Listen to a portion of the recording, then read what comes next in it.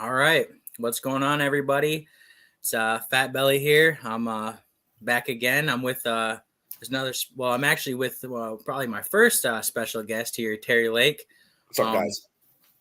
he's been around. He's a face that's been on a few different channels, and I'm excited to have him here.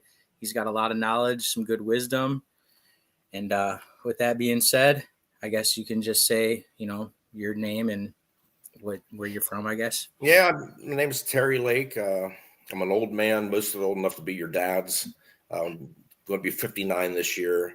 I've been in Pokemon. Like my kids grew up with. I got 6 kids, so like they grew up watching the cartoons and stuff like that, and everything. And about 2 years ago, I got interested in the cards and stuff because in the pandemic, I've read about Pokemon cards being at McDonald's and stuff like that.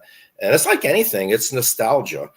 People like to relive old times. Like with me, uh, it was GI Joe dolls and Star Wars toys. Like when I got 35 years old, 40 years old, I wanted to go back and relive those times. So you go back and you buy those memories back, and I think that that's what, gentlemen, your age is doing. You're that age now. And it's like, you know what?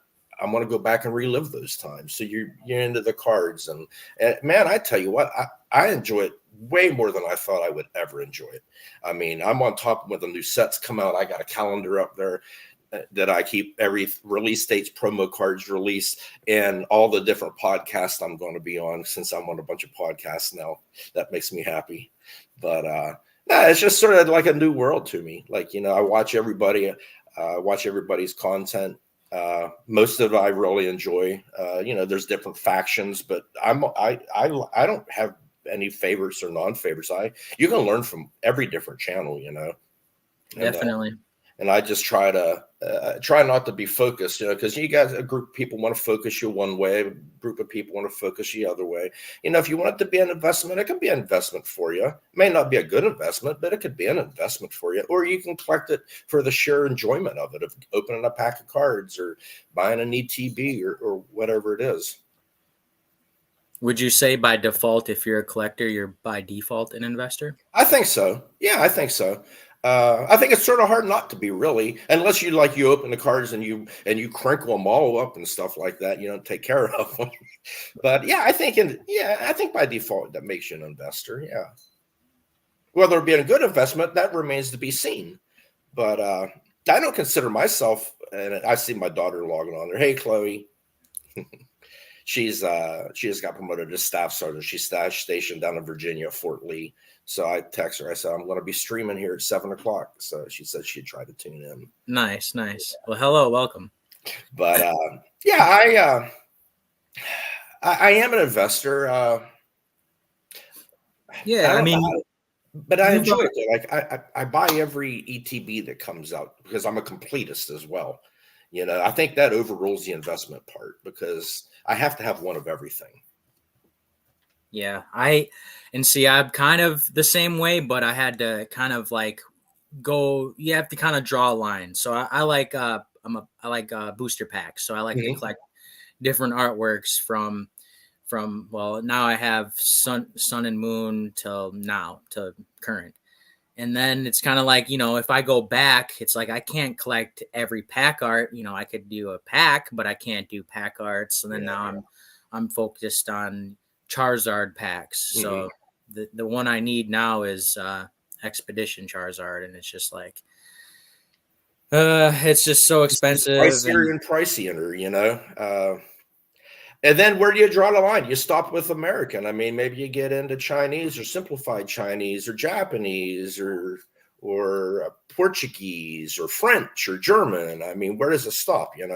Yeah, for me it stops at English. I can't do anything else. It's just English is what I liked as a kid. Granted, I do like some vintage Japanese cards, but my collection is just pretty much English. It's easier to just kind of pigeonhole yourself and just stick strictly to one thing rather than because I also like collecting different things. Like, I collected a little bit of Marvel cards and Star Wars and autographs and things like that. So it's like I can't collect, everything. So Yeah. it's just like, I I've gotta. even found myself to be in that situation too.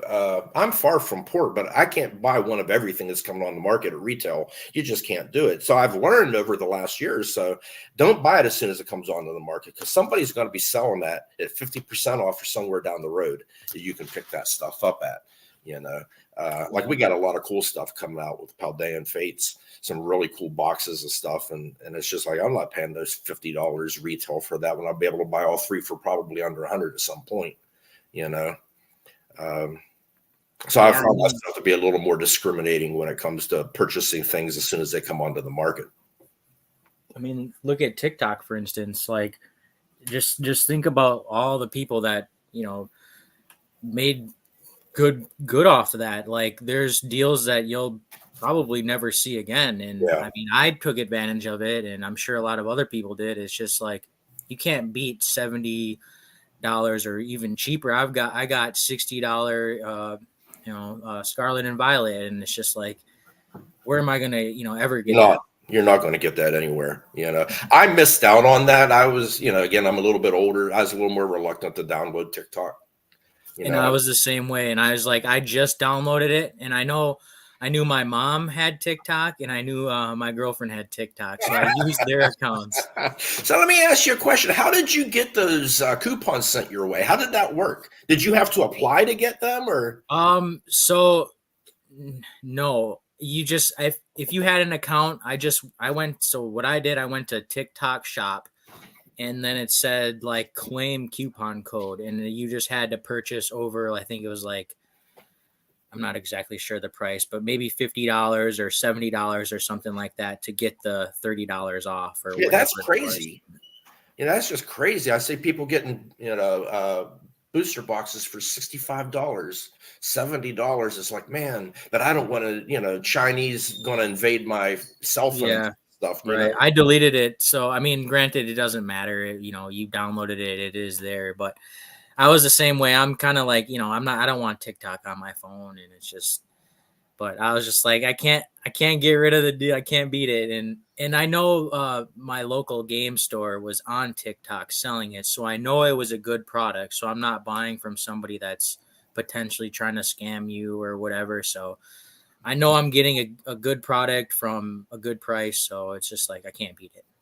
Do you do a lot of purchasing online? Most of my purchases are online. Yeah. You ever have bad experiences? Yeah. There's a lot of times where, granted, it's eBay. Most of my purchases are on eBay, so you're not gonna really run into stuff. But on TCG Player, you'll run into stuff. You'll have to be careful on TCG Player if you order like a bunch of different cards from different sellers. Yeah, I've ordered like 20 plus cards from different people, and you have to make sure you're getting the cards, because there's times where there's sellers that maybe won't send you a card, and it's just like, oh crap, I kind of forgot about that card.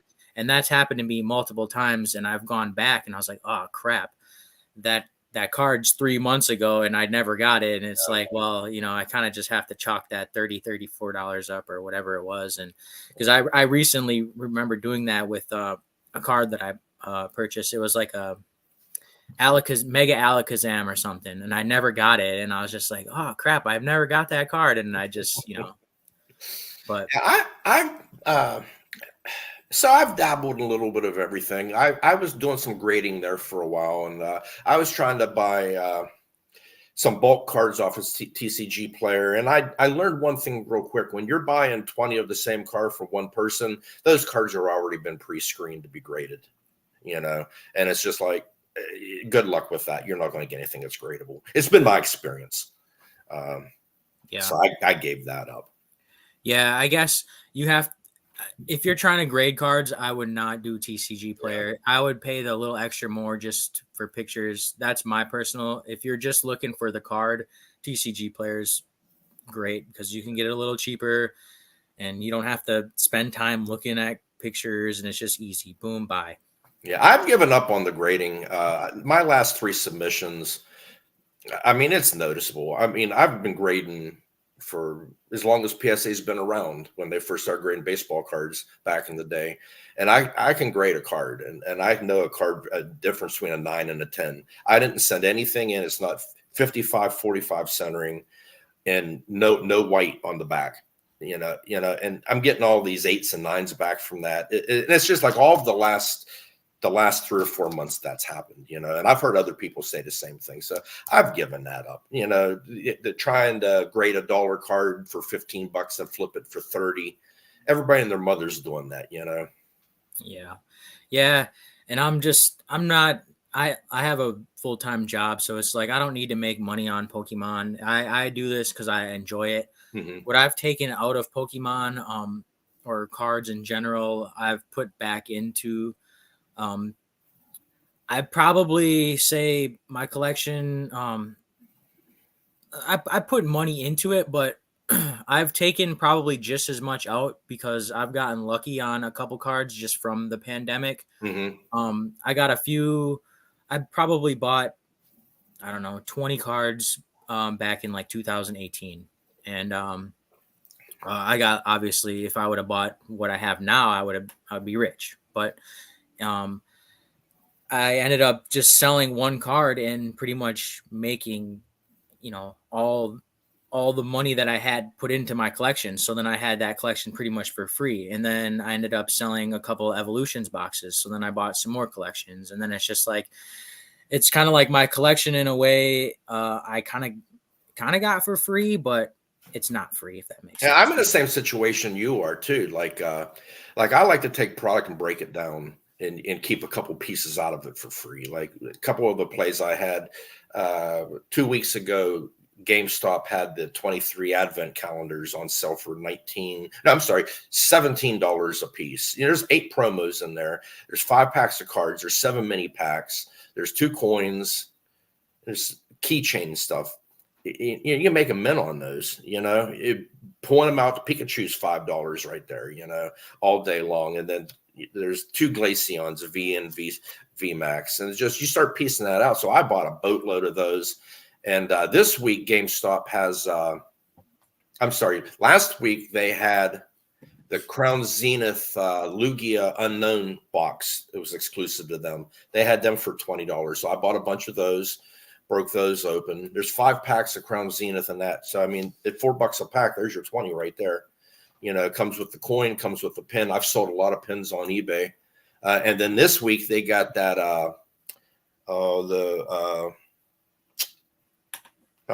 trying to think what it is. Blue box, Gyarados box has a Gyarados and it has a Magikarp. Magikarp is 6 packs and it has that frame, that acrylic frame to put a card in. Those are $20. I haven't bought any of those this week. Is that on GameStop? Yeah, that's at GameStop. Yeah.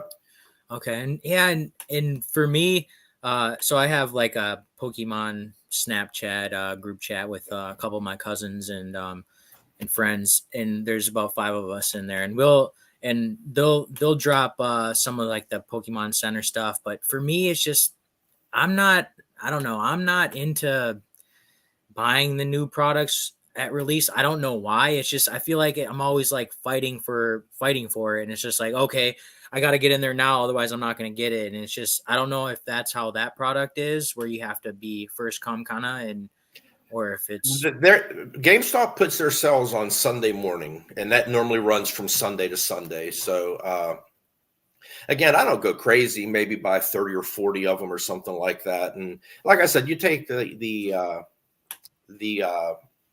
box that I just got, the Crown Zenith. It has 5 packs in it, and you can get $4 a pack for Crown Zenith all day long. So there's your money back plus $5. So you got your 2 promos, you got 2 coins, you got a pin, and I just put that stuff, keep putting it away. I sell promo here, sell promo there, and eventually you're into that stuff for almost nothing. And that's sort of how I build my collection. Like all of my stuff's in a closet. It's in boxes in a closet. I don't have binders to look at or anything like that. The graded cards I have, they're tucked away in a box somewhere. I don't appreciate it like you guys do, where you'll put a set together in a binder, like a binder set. Yeah, I don't have a binder either. The only binder that I have is actually, well, I have like a binder that has like waifu cards in it, just kind of fun, just to have that. So I'll add that occasionally, just kind of like the cheaper ones. I don't go anywhere crazy. If they get over $40-$50, I pick it out and sell it. Yeah. I sold a couple already out of there, but I like just $10 ones, $15 ones in there. And then I got my WotC hollow binder from base set to Gym Heroes. I'm figuring, or I'm getting the hollows, and I'm going now to Neo. Okay. So just the hollows. I don't really care about the commons and stuff like that. I just want the base set hollows, jungle hollows, fossil hollows, so on, so on. So Yeah, I enjoyed like listen to what people collect. Everybody has like, 'cause first off, the IP is so huge. I mean, you could pick the toys like Legos. I mean, there's so many things you could just pick out of that. Why people choose to collect, or they're character specific. They collect Pikachu or Charizard like yourself. Why people collect what they collect? That's interesting to me. Human nature is interesting to me. yeah, I think for me, collecting specifically Pokemon cards, it comes from being a kid. My older cousins, they were big into collecting the Pokemon cards, and I think it just ever since, like, I always wanted, what they had, and I always, looked up to them and things like that. So it's like they had a really cool collection. One of my cousins specifically, she had a lot of hollows, and she collected into the Neos, and she had a really cool binder. And I remember when I got back into Pokemon, I messaged her and I was like, "Do you still have your Pokemon cards?" She's like, "No, I gave them to, how Oh, everybody gives them to one of their little cousins or nieces or whatever, nephews, and they're gone now." I tell you what, I find is sort of humorous to me. It's sort of funny that how many people, let's face facts. If you had Pokemon cards back from 99 and collected them all that time, you got paid and you didn't do anything as an investment. You collected cards. Now you got a house and a binder. And some of these people turned those binders into houses. Now they got these investment channels. Yeah. Dude, you got lucky. You had something that was Yep. worth nothing. Now it's worth a fortune. That doesn't make you a business. I'm sorry, and it just and they got paywalls. They charge for that information, and that's what gets me. And that was sort of how I came onto the scene, is because I sort of like I wouldn't say be mean, but I sort of called out those people for what they are. You got lucky, you had a commodity that people found worth something now, and you sold it, and now you have distribution before other people did, and Yeah. you sort of developed that. But I mean, let's look at And the then now you push the new product on because yeah. now you get it cheaper. So then you're trying to make, I kind of get what you're saying, and I kind of, where's a certain point where you're trying to profit off your viewers, and are you just, I don't know. I don't knock anybody for having a paywall. I think it's wrong, and I may not know about Pokemon, but I know about business. And if anybody wants any free business advice, you don't What's have up, to Bierski? pay me for it. What's up, Biersky? But my first time joining into the podcast realm was Justin from Pokemon Wonder had me on, and I started talking about taxes and things like that, and how to start business, and I reached. I said, if you want any answers, just reach out to me. So I had several people reach out to me, and it's like, I don't understand why people want to charge people for that. If you want to call yourself part of a community, and again, I recognize why people do that. I mean, money is a motivating factor. I get that, and time is money. But I'm at the last third of my Lego life. You know what I mean? I got about 20 more years left. I've done all of that stuff. Now I'm ready to give back. And I know Andy's going to have me on here at the end of the month. He's going to discuss about starting businesses. If you're on Northwoods TCG, if you know Andy or not, I like his channel. Yeah, I've tuned into a few of his videos. I personally I like the long form content. So for when I'm at work, I love to listen to podcasts because I just have earbuds in. So Mhm. the longer the podcast, the better Yeah. for me. It the 20-minute videos are great, but it's a lot harder for me to constantly change the video or look at the video. I need to just listen Mhm. because I can't really be on my phone all day at work. Yeah. So it's just like the longer the better for me. And I love the love the long form content, and there's been a lot more recently, and I can't complain about it. It keeps me busy. I used to listen to Joe Rogan every day, and that was Love my Joe thing. Rogan. And as more and more, Pokemon investing, flipping, whatever podcasts come out and keep my YouTube algorithm full, um, Joe Rogan kind of takes a back seat. I still love Joe Rogan. I still like what he does and who he has on, but the Pokemon YouTube sphere has got my attention, and that's and it keeps growing. So Yeah. Yeah, you got, I mean, several content makers putting something out every day, even if it's just for 20 minutes, putting something. I don't know how that gets monetized. Obviously, the more looks that you get, your views and stuff. But I mean, there must be something to it. I mean, I know people who claim to have these busy businesses, but man, they're on everybody's chatting on everybody's channel. It's like, I thought you were running a business, man. How can you find time to do all that and run a business too? Because I know the little business I do, I sell maybe 5 or 6 orders a day, and I do most of my stuff on Facebook. I do sell on eBay, but Facebook's a tough grind because you got a lot of time wasters on there, man. So do you then sell in person then, or would No, you I ship it sell to through the mail. Yeah, I take Okay. PayPal, goods and services.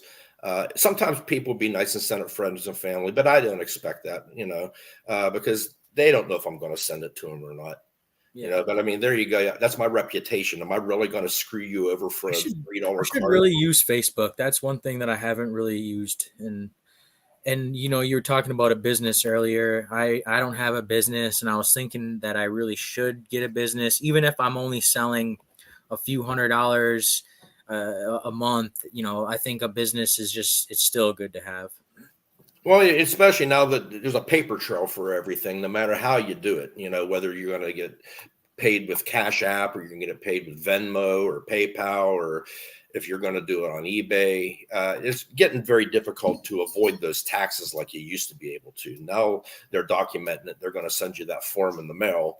And, now thank God they did postpone the $20,000 threshold. It was going to be $5,000, and now I think it's going to be Yeah. 600 next year. So if you have $600 worth of transactions, you're going to get that 1099, and a lot of people don't even know what that is, and Yep. they don't know it's even coming to them. So I passed. So I sold a little bit on eBay, but not too much. So 2023 was the most I've sold in a while. So the card that I sold for like a little over $2,000, a base set 10 Venusaur, a little it was like 2,100, I think, kind of up around the peak. And that was actually I sold it through my cousin's eBay. But so this time around, I ended up having to put in my social security and all that stuff for eBay, because I ended up selling over the $600 threshold. Yeah. And they made you fill in all your information and whatnot for that. Yeah, it's even though, unless, I mean, seriously speaking, I've said this on a couple other podcasts. Say you sell $100,000 gross over the course of the year through, however, PayPal, Venmo, whatever, and say your cost of goods is 70%. We'll say, say you're paying 70%, you're selling at 100%. It's hard to turn a profit when you're spending $70,000 and turning 100,000 when you have operating out of your house with a home office and all the other expenditures you can write off, such as sales tax. Like I don't have a state sales tax number because I just write it off as a line item on my Schedule C, state sales tax, whatever I pay, state postage. I mean, printer paper, printer. And if you get something big, say you get a new computer that's exclusively for your business, you can depreciate that over time. It's hard to turn a profit unless you're making a lot of money. I mean, really, you can find so many ways to legally whittle that down to nothing, and you just have to look a little bit and maybe have some people put some content out there to help people do that, and I think that's what maybe me and Andy's going to be doing here at the end of the month, helping some people out. All right, cool. I'll be tuning into that then. So I guess what would happen then? Say you bought cards back in the peak and Logan Paul, and you got sucked in and you bought a lot of cards. Then say you spent like $10,000, and now you're like, man, I need to sell this stuff, and maybe you only make $5,000. Well, how does the tax man know that you lost money on this? Well, the same way you report it if they have money. So anyway, say we'll just use eBay for instance, okay, and we'll use your $10,000 card that you paid $10,000 for, and you need to get out from underneath it, so you sell it on eBay today for $5,000. Well, first off, you have to have good documentation. Now, first off, only about 4 people out of 1,000 get audited.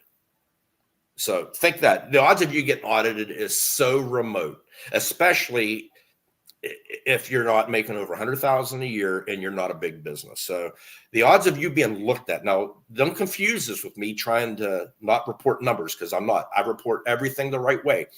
But you also take those losses. I call that loss harvesting. So we'll take that example, then I'll elaborate with it. So you take a $5,000 loss at the end of the year, they're going to give you that 1099 that you sold $5,000 through them. So when you go to report your tax on Schedule C, it's going to show that you got $5,000 from eBay. Cost of goods sold was $10,000. So now you have a $5,000 loss.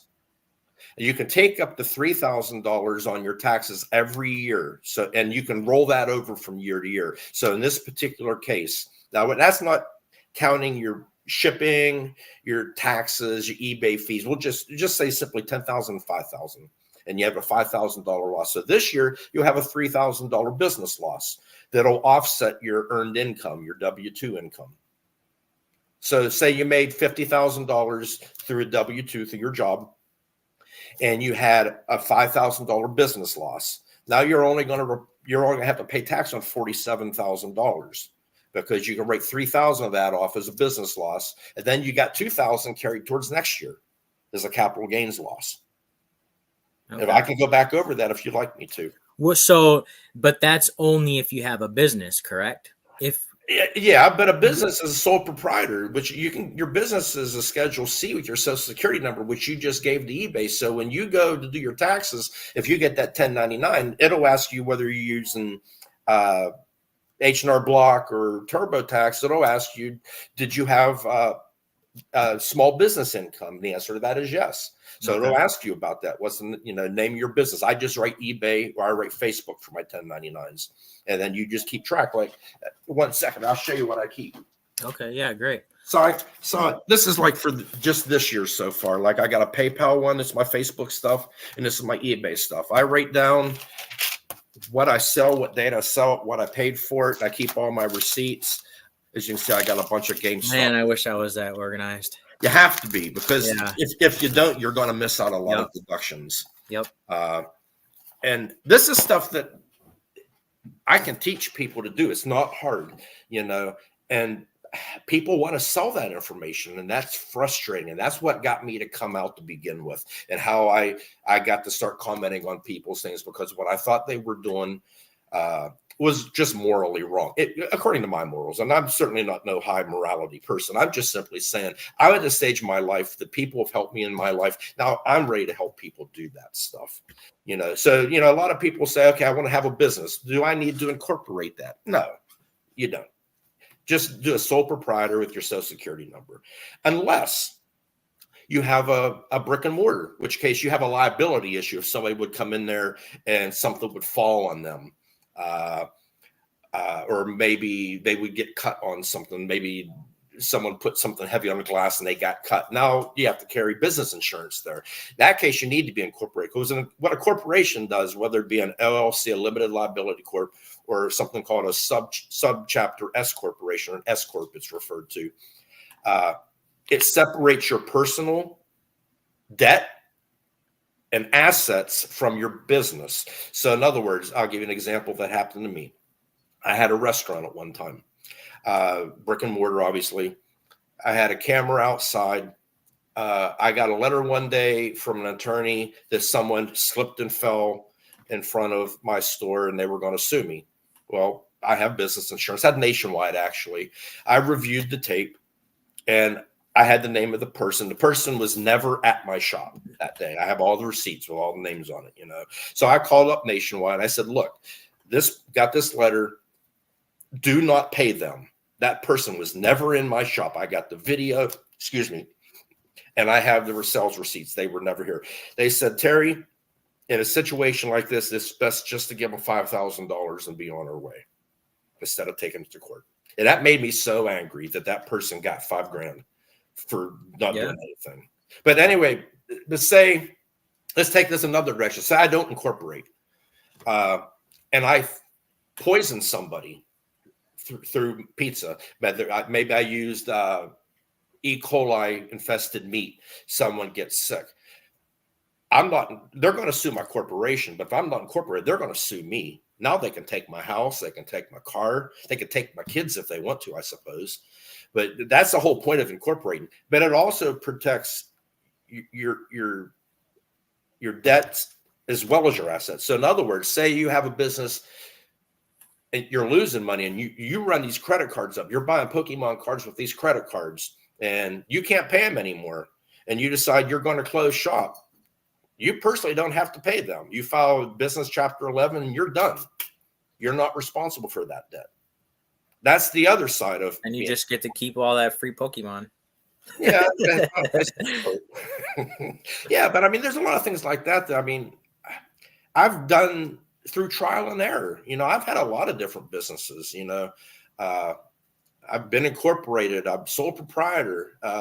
A whole different little things, and you pick up pieces here and there, and you learn from other people, and you learn from doing. It's like, how do you ever buy a home? You ever buy a home? Well, you learn how to buy a home by buying a home. You learn how to negotiate that. You learn to how to get over 20% down payment so you don't have to pay that homeowners.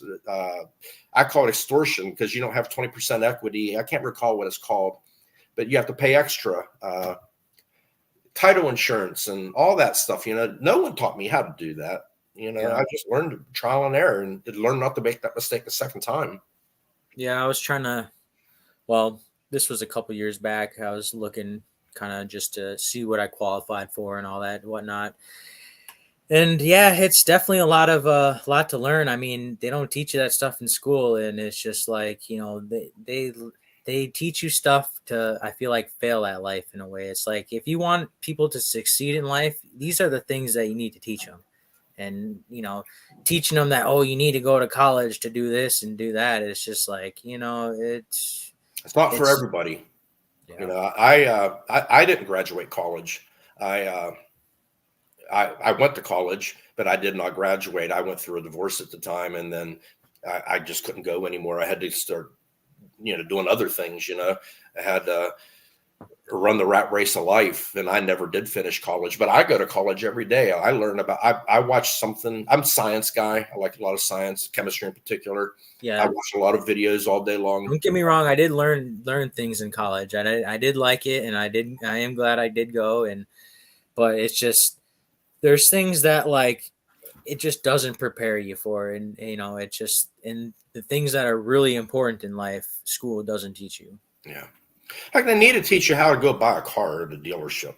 They need to teach you how to go shop for car insurance. They need to teach you how to read a checking ledger, to read a profit and loss sheet, things that you're going to actually do in life. I don't know. It's not for everybody. Like I said, maybe it's sour grapes with me that I didn't graduate, but I don't think I would have made any more money if I graduated college than I did by not graduating college. In fact, I'm probably further ahead because I didn't have to pay the loan. Yeah, I was lucky enough to kind of go through college relatively debt free.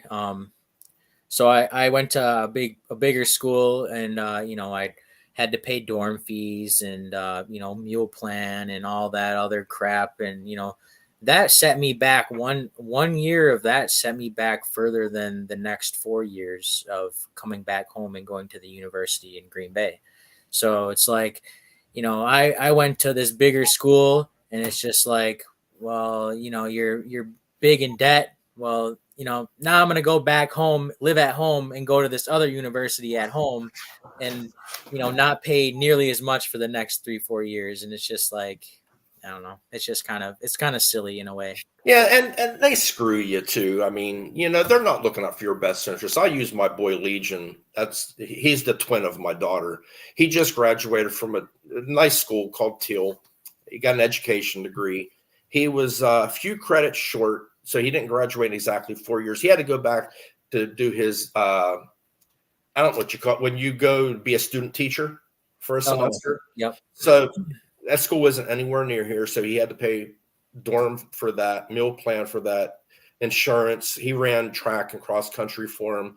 It's just for something that you don't even get paid for. You actually have to pay for to be a student teacher, And I felt bad for him because that's probably a $15,000 debt just for that one semester, And what did he get out of it? Just say, okay, I did my student teaching, check that block off. It's just not right. Yeah, and then I mean, you're just set back for a while, and then if you're not able to, pay a big chunk of it, you're ended up, paying double that, and it's just like Well, I got to give him a lot of credit. The loans he took out, he paid the interest on them every year. So like he didn't have a running total. He paid the interest on those loans every year. So he still has the principal to pay on it. But a lot of people don't even understand that. They just run it up and it's like, oh, okay. 6 months after graduate, I guess he's been paying on those loans all along. And that's exactly how I was, right out of high school. It was like, well, you need to do this for the meal plan. You need to do this for the dorms. And it's like, okay, sign, and it's just like, no, it's just. Yeah. My wife, she had a 4-year degree in psychology before I met her. And then she was going to University of Pitt for her master's. And then life caught up with her. We got together and everything. And just this last year, she finally got the rest of her debt forgiven through that Biden thing, because you've been paying on it for over 20 years, but been paying 20 plus years for student loan debt. I mean, that's why kids your age don't want to have kids. You ain't buying houses, you're renting, and you're not having kids. Like none of my kids have kids. Now, true, I only have one that's married, but the other ones are in relationships. They don't want kids, and which I'm dying to have a grandkid so I can put that grandkid in my room down there and let him tear into those Pokemon cards, I'm 29 and I don't have any kids either. So you want kids? I do. Yes, I do. I just don't think I'm ready. And it's just, I don't know if I'll ever be. Never get ready for it. Ready, That's a learning. And I'll tell you what, so my oldest is 31 and my youngest, they just turned 23 and 24. He just I'm still making mistakes as a dad. It's a learning process. There's no book on how to be a dad, but I tell you what, I take a lot of pride in it. I do my damnedest to be a dad. I teach him the hard love. Like Legion just had an issue with he had a flat tire. And I told him when he got a car, I helped him co-sign for a car. He makes the payments. And I said, you got to have AAA. If you have a car, you got to have AAA in case you get stranded somewhere. It's an insurance. You got to have it. I hate paying that bill, but you ever need it. So he called me, I think it was 2 days ago, Sunday, I think it was. And he says, Pops, I'm out here in Cranberry. I got a flat tire. What do I do? I said, well, call AAA and put the donut on. Well, I don't have a donut. Well, okay. Can you drive it? Drive it to the nearest place, And it's just like, I wanted him to sort of like try to learn that on his own too, not do it all for him. But he was in a bad mood. Of course he was. He was with his girlfriend, stranded. They wanted to come home, and she's not from here. She was ready to go back to her place, and it was frustrating. But I think I'm a pretty good dad overall. I'm there when they absolutely need it. I think so. Yeah, that's what a parent is. When your kids need you most, it's like, who do we call? It's like, well, it's gonna be either dad or mom, so you better answer the phone. Yeah, I do. And like I said, I remember the first. I've always wanted to be a dad. My first wife didn't want kids, and then I got involved with my wife, and we got pregnant early on. And I remember the day I found out that we were pregnant, that she was pregnant, that I went out and bought clothes for him. Not even know if it was a boy or girl. I bought all boys' clothes, little onesies, you know, Chicago Bulls and stuff like that. And man, I remember the day he was born, and I can't even explain to you what that feels like. To hold your baby, you know. Now subsequently, like I've had 6 of them. I tell people the story. So when you have your first baby, when you're making formula, you sterilize that water and everything, and you do everything. By the time the 3rd one rolls around, dude, I'm using hot tap water to make that, you know. And it's just like, you know what the crying is. If it's a sick cry, if it's a I'm wet cry, or I just want held cry, you just learn all that stuff, man.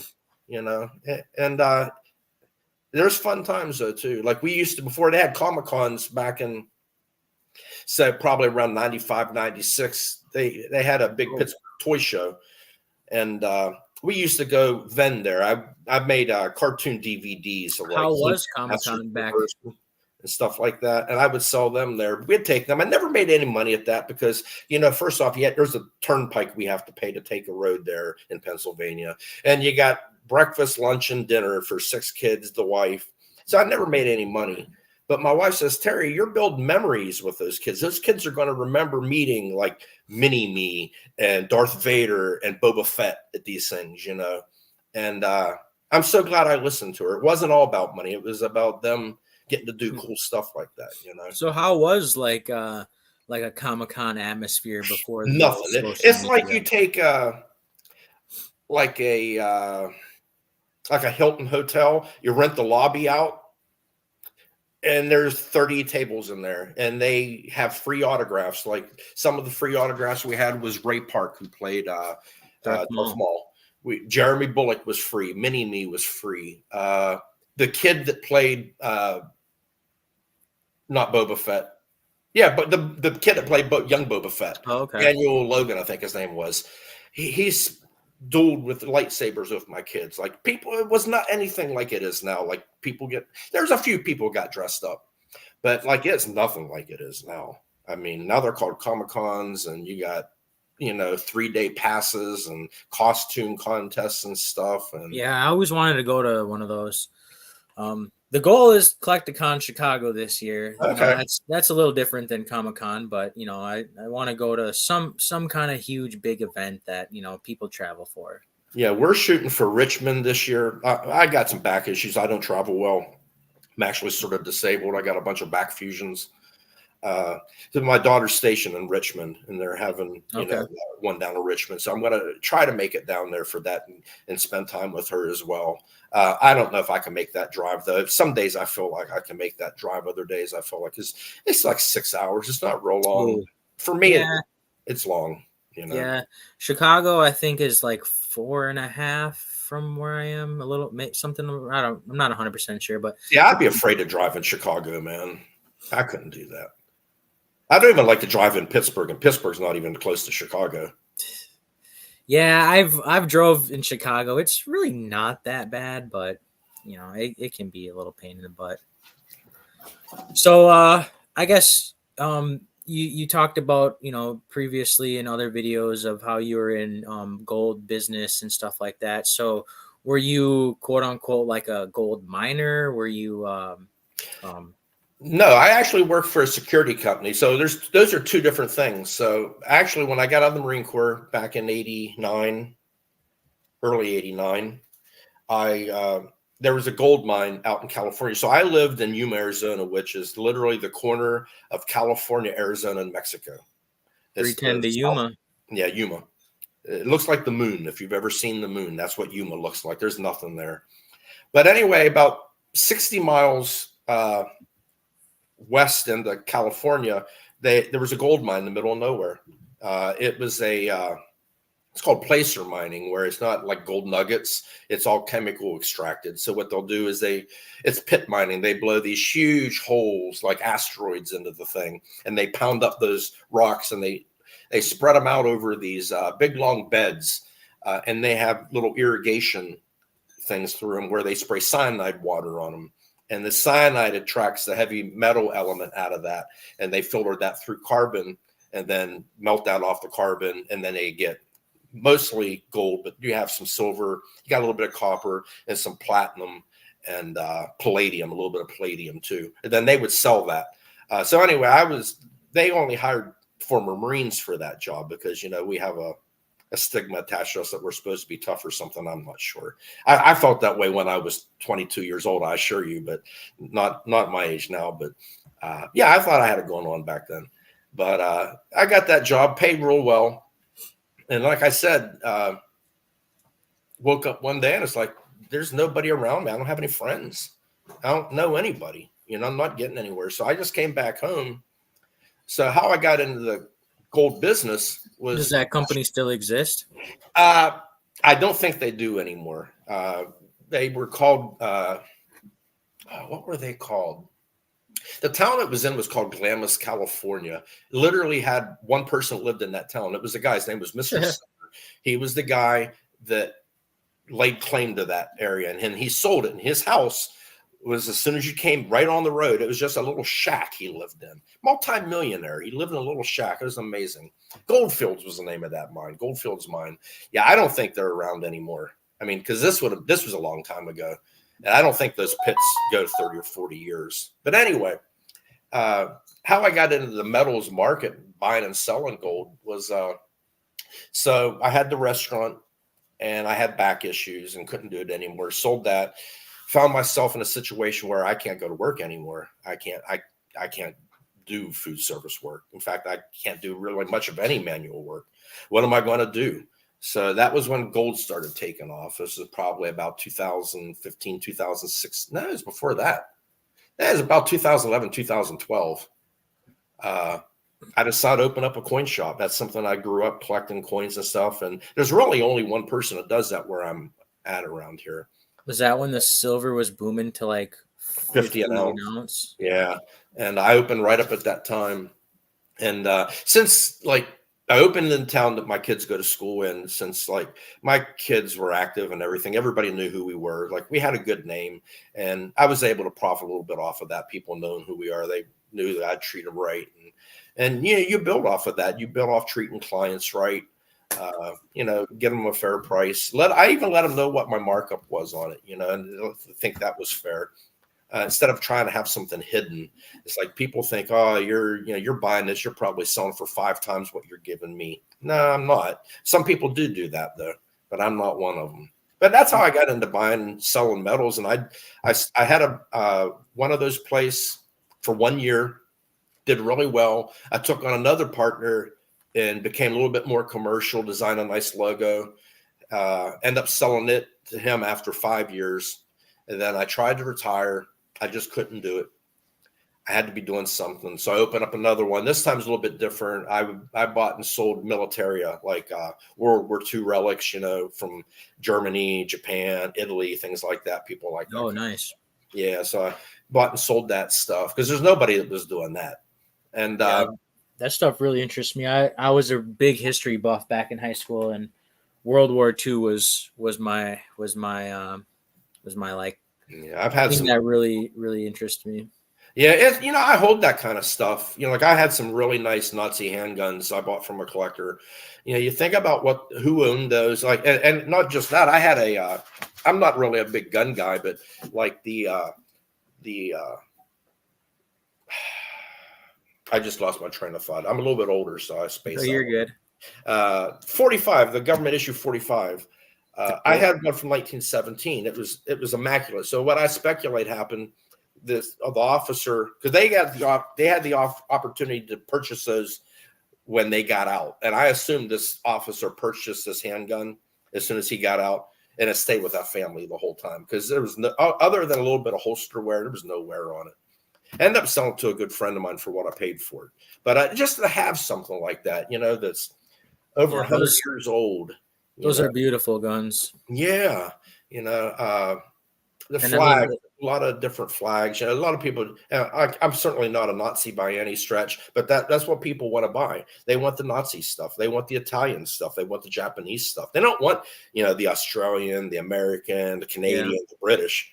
I actually have my grandpa's old World War II sword, and it's pretty cool. I mean, just to have an old kind of thing, but I don't know. Yeah, I collected for a while. Now my one boy collects. He has some nice pieces. I just gave him a flag a couple days ago, actually. But flags in particular are important to me because, like, you think about, I'm a big Revolutionary War dude too. I like the Sorry. thought of those people being in their 20s, 30 years old, like turning on the British government and fighting for their freedom is just crazy to even think that they could do that, leave alone succeed at it. So when I see a flag, that's someone's carrying that flag into battle instead of carrying a weapon. They would rather carry the flag. That means more to them than the actual weapon itself that they can protect themselves with. And I just find that stuff, really interesting. What Probably about the average person does, but like back in Revolutionary or the drums? yeah, that's crazy, man. I'm not too sure. My grandpa is no longer with us, so I'm not too sure where he had this from and what it's actually That's from. Could you push it a little closer? That's Japanese, and I can't tell you other than it's Japanese. Yeah, and I'm not too sure really much. There's a way to take that off at the hilt, but I don't know how you hit it a certain way, and that hilt will come up, and then the person that forged that will be written on the inside of the tag. Yeah, and the pin though is, I don't know if it's rusty, but the pin is very. If I did that, it would kind of fall apart. Yeah, see the pin. But where that goes in, where that handle goes into the blade is called the tang. That's covered up. That'll have the person who forged that on it.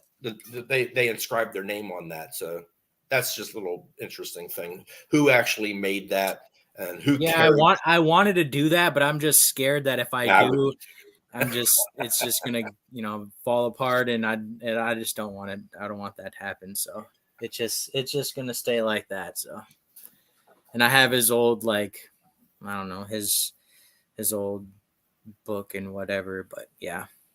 My dad was in World War II, as were most of my friends' dads. So I had a whole bunch of Nazi stuff that I played with, knives and stuff. I'd throw them at the tree. It wasn't collectible back then in the 70s.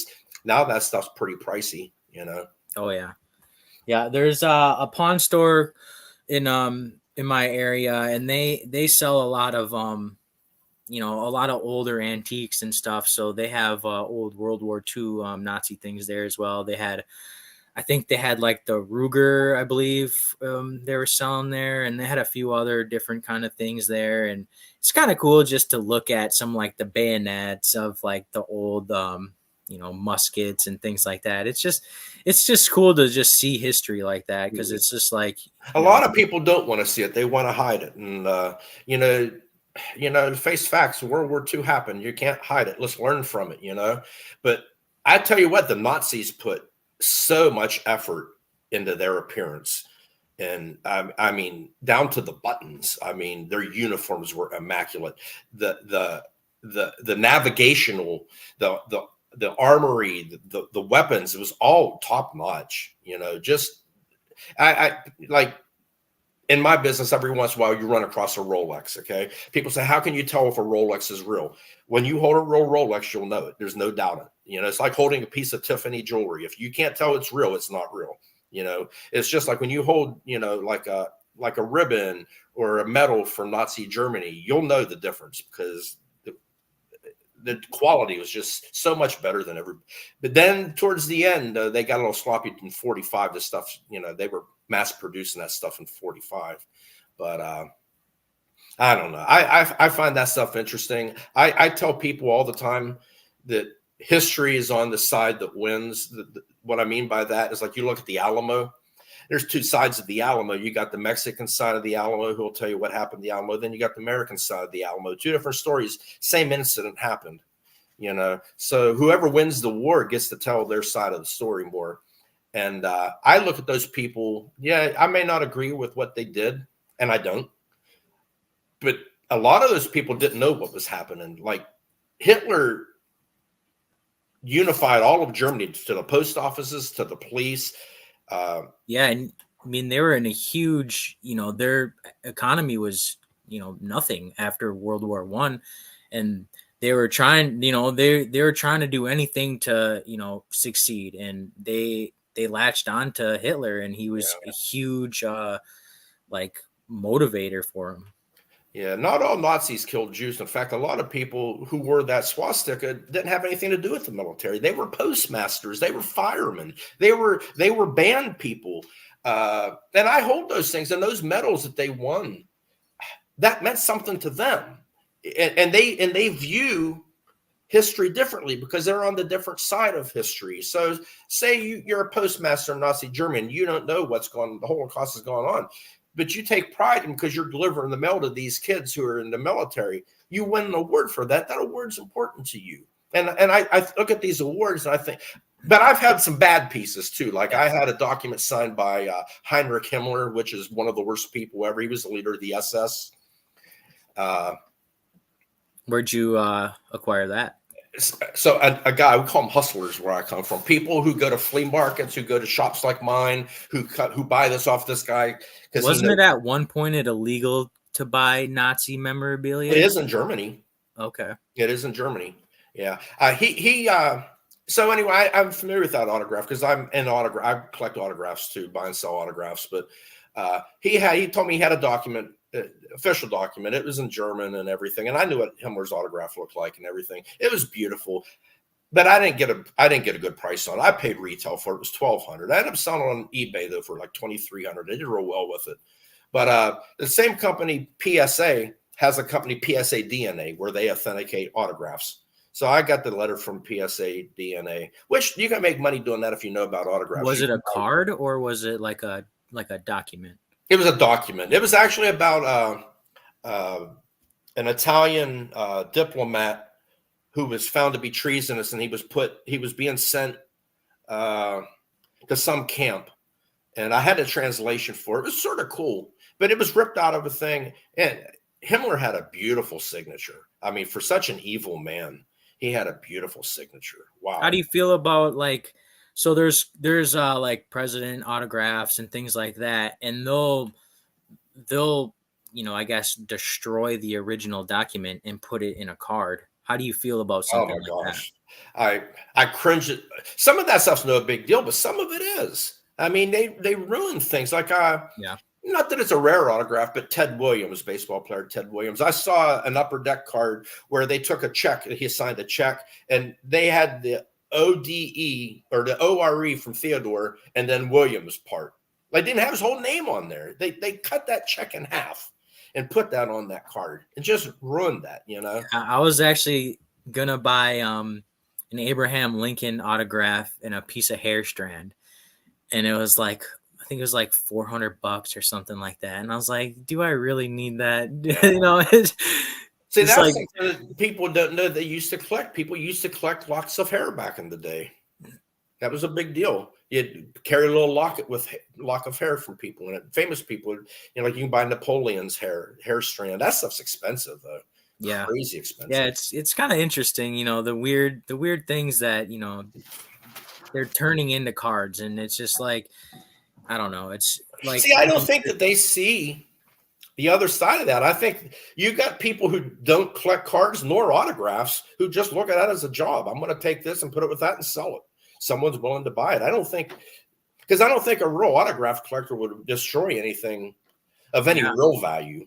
Yeah, I agree. I think whether it's like a check, whether it's just any kind of document where it has a name on it, and it's like, why cut that little piece out of the thing and put it on a card? Why not, frame the document or whatever? Yeah. It's I guess it's just a different way of collecting because you can fit the little card and your little. And it's a cheaper way for somebody to own something. They buy a pack of cards and they get a hit. It's like instead of paying $1,200 for a Heinrich Himmler autograph, now you got one for $12 pack or whatever cards cost nowadays. I don't even know what cards cost. I don't know. They have some that like I saw the one. I think it was Topps. That it comes in a briefcase and it's just one card. It's I think is it Flawless or Immaculate? Immaculate or something. I think that's what it said. Yeah, but it's just one card in a briefcase. Yeah.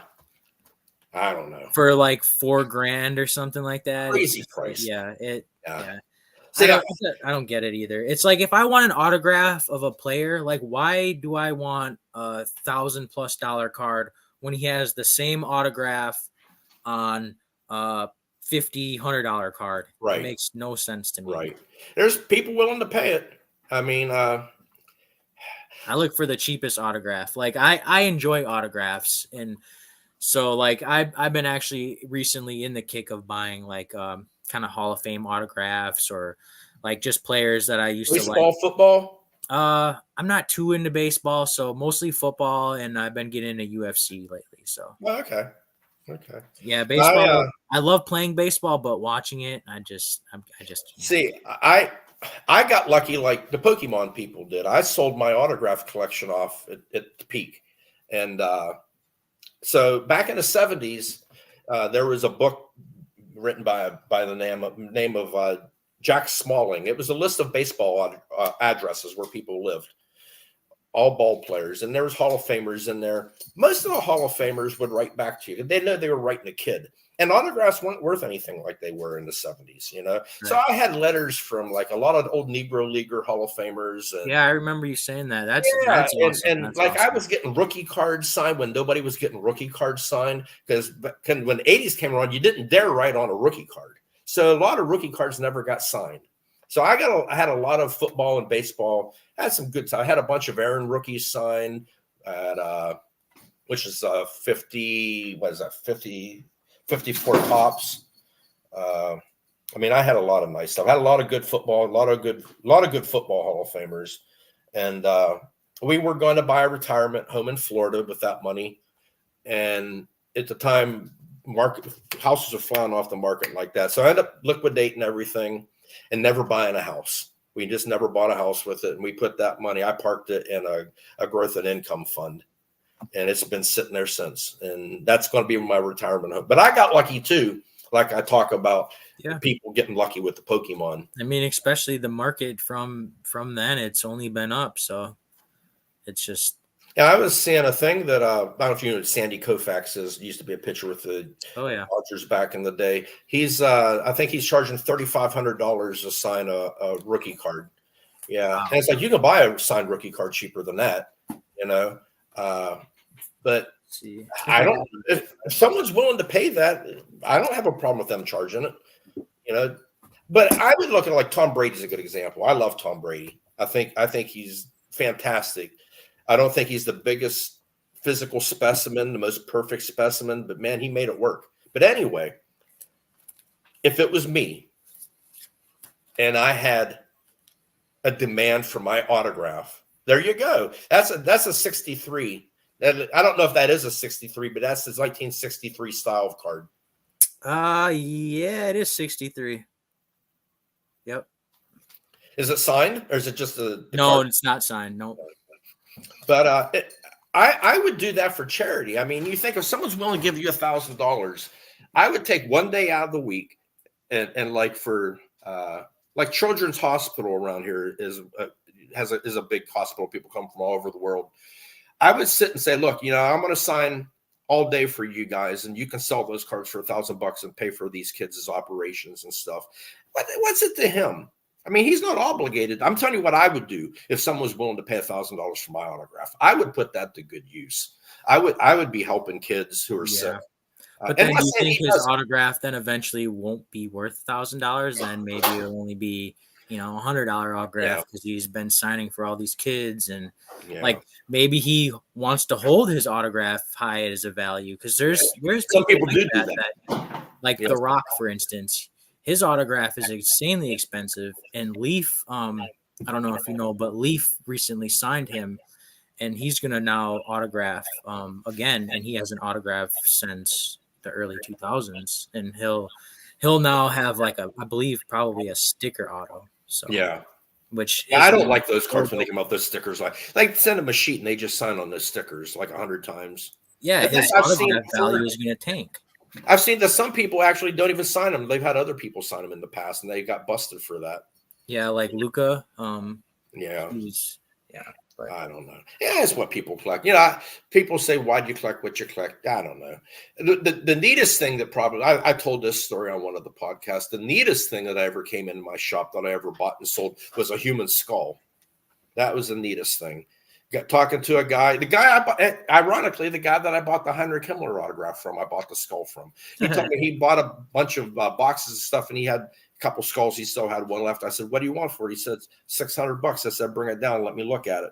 So skulls are priced based on the quality, in particular, how many teeth are in them. Because a lot of skulls are missing a lot of teeth, and you can only own a medical specimen. You can't own like a skull. It has to be a medical specimen that's been hinged, a jaw hinged, and the cranium has been cut and taken apart and everything. But this one was, my estimate was probably around 1930, 1940. It was a woman. She was at least 22, 23 because the sutures on the head were closed. So she was an adult.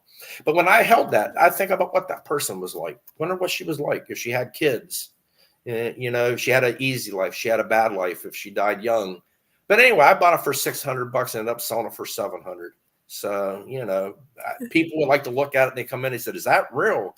I said, "Yeah." "You want to hold it?" Some people said, "Yeah." Some people said, "No, get it away." I don't know. I think it was sort of cool though. So I guess I've been actually recently wanting, because you've been on a few different podcasts and you kind of talk about a little bit of Joe Rogan and things like that. And now we're talking about skulls. So I just want to, because I kind of wanted to actually talk to you about this.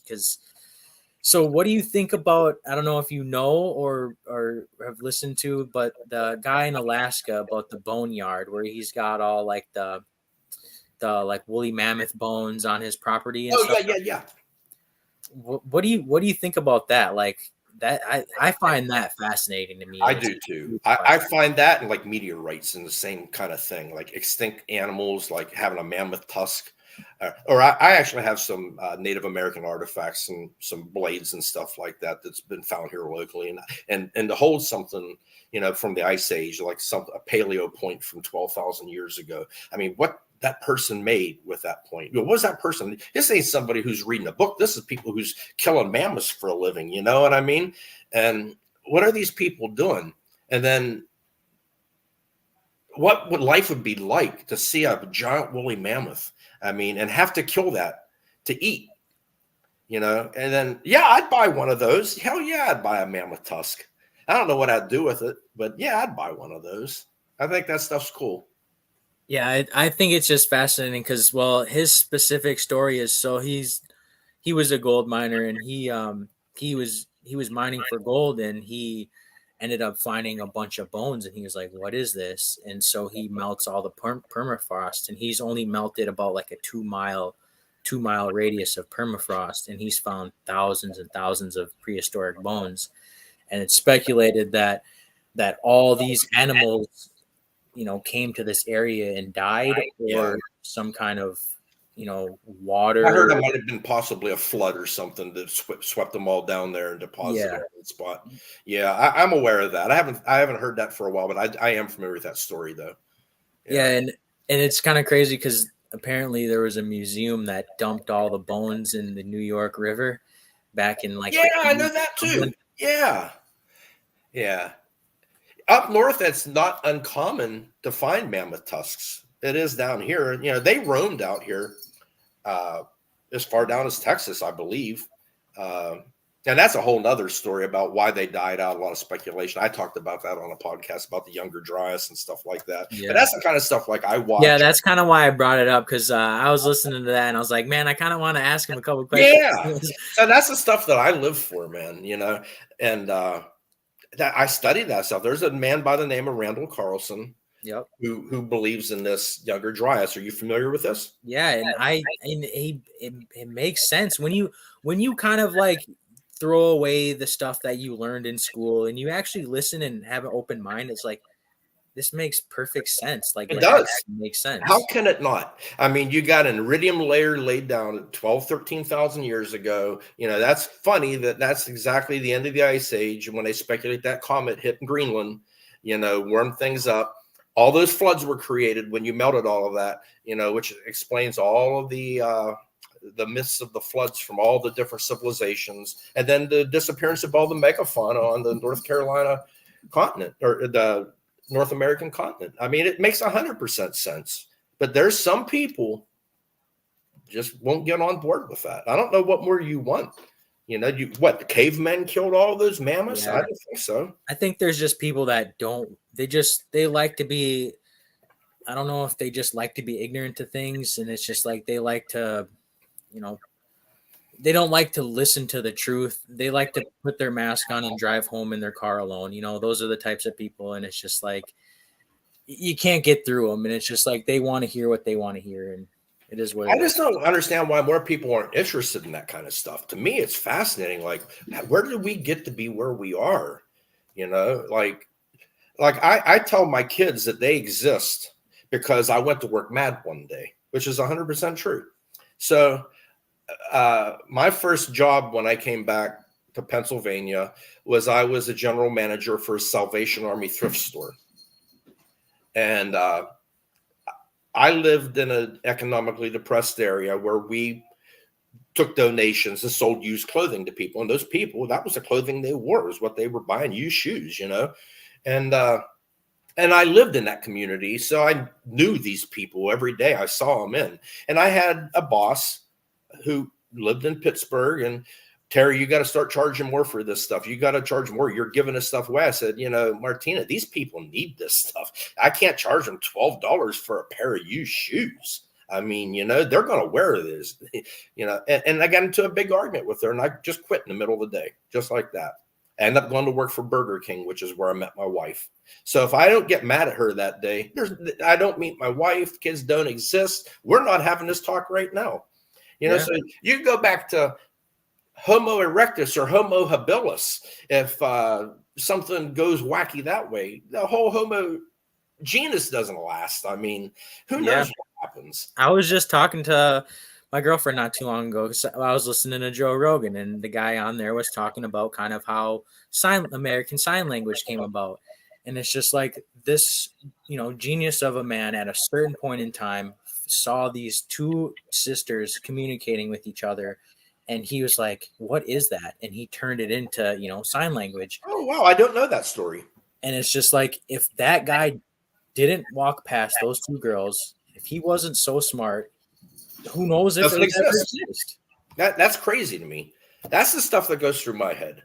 You know, my wife just like, she'll come up, and don't get me wrong, I like to watch nonsense on TV too. You know, I watch The Office. I love The Office, you know, but I like the origins of things. I like to know how things originated.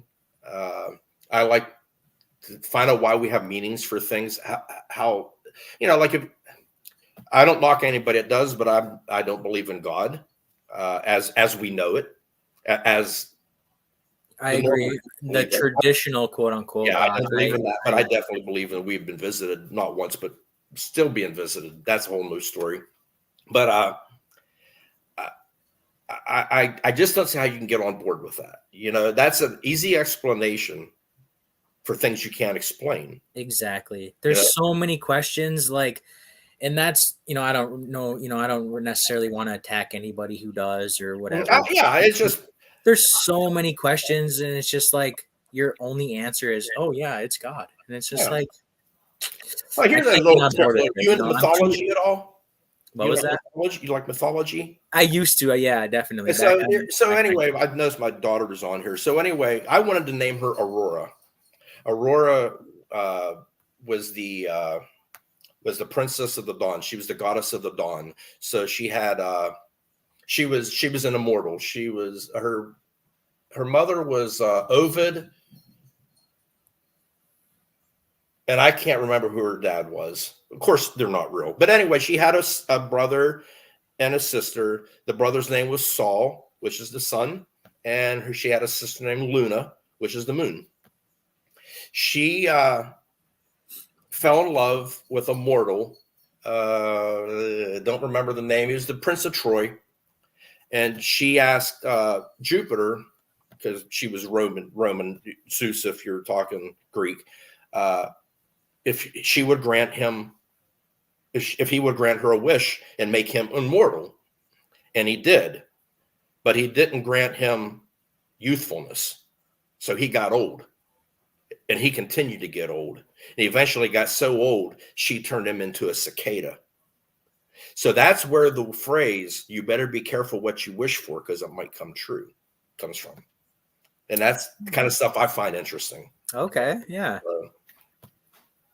Yeah. It's kind of cool to like just the things that you know, like you just take for granted in your own daily life. Like it's just like, you know, how did that, you know, yeah, how be phrases how come about and how people or like the Tower of Babel, you know, the explanation of how people, the different races and different languages, you know, everybody was building a tower to God, and God didn't like it, and he struck them down and turned them into 12 different languages, 12 different tribes, so they could communicate with each other. That's ridiculous.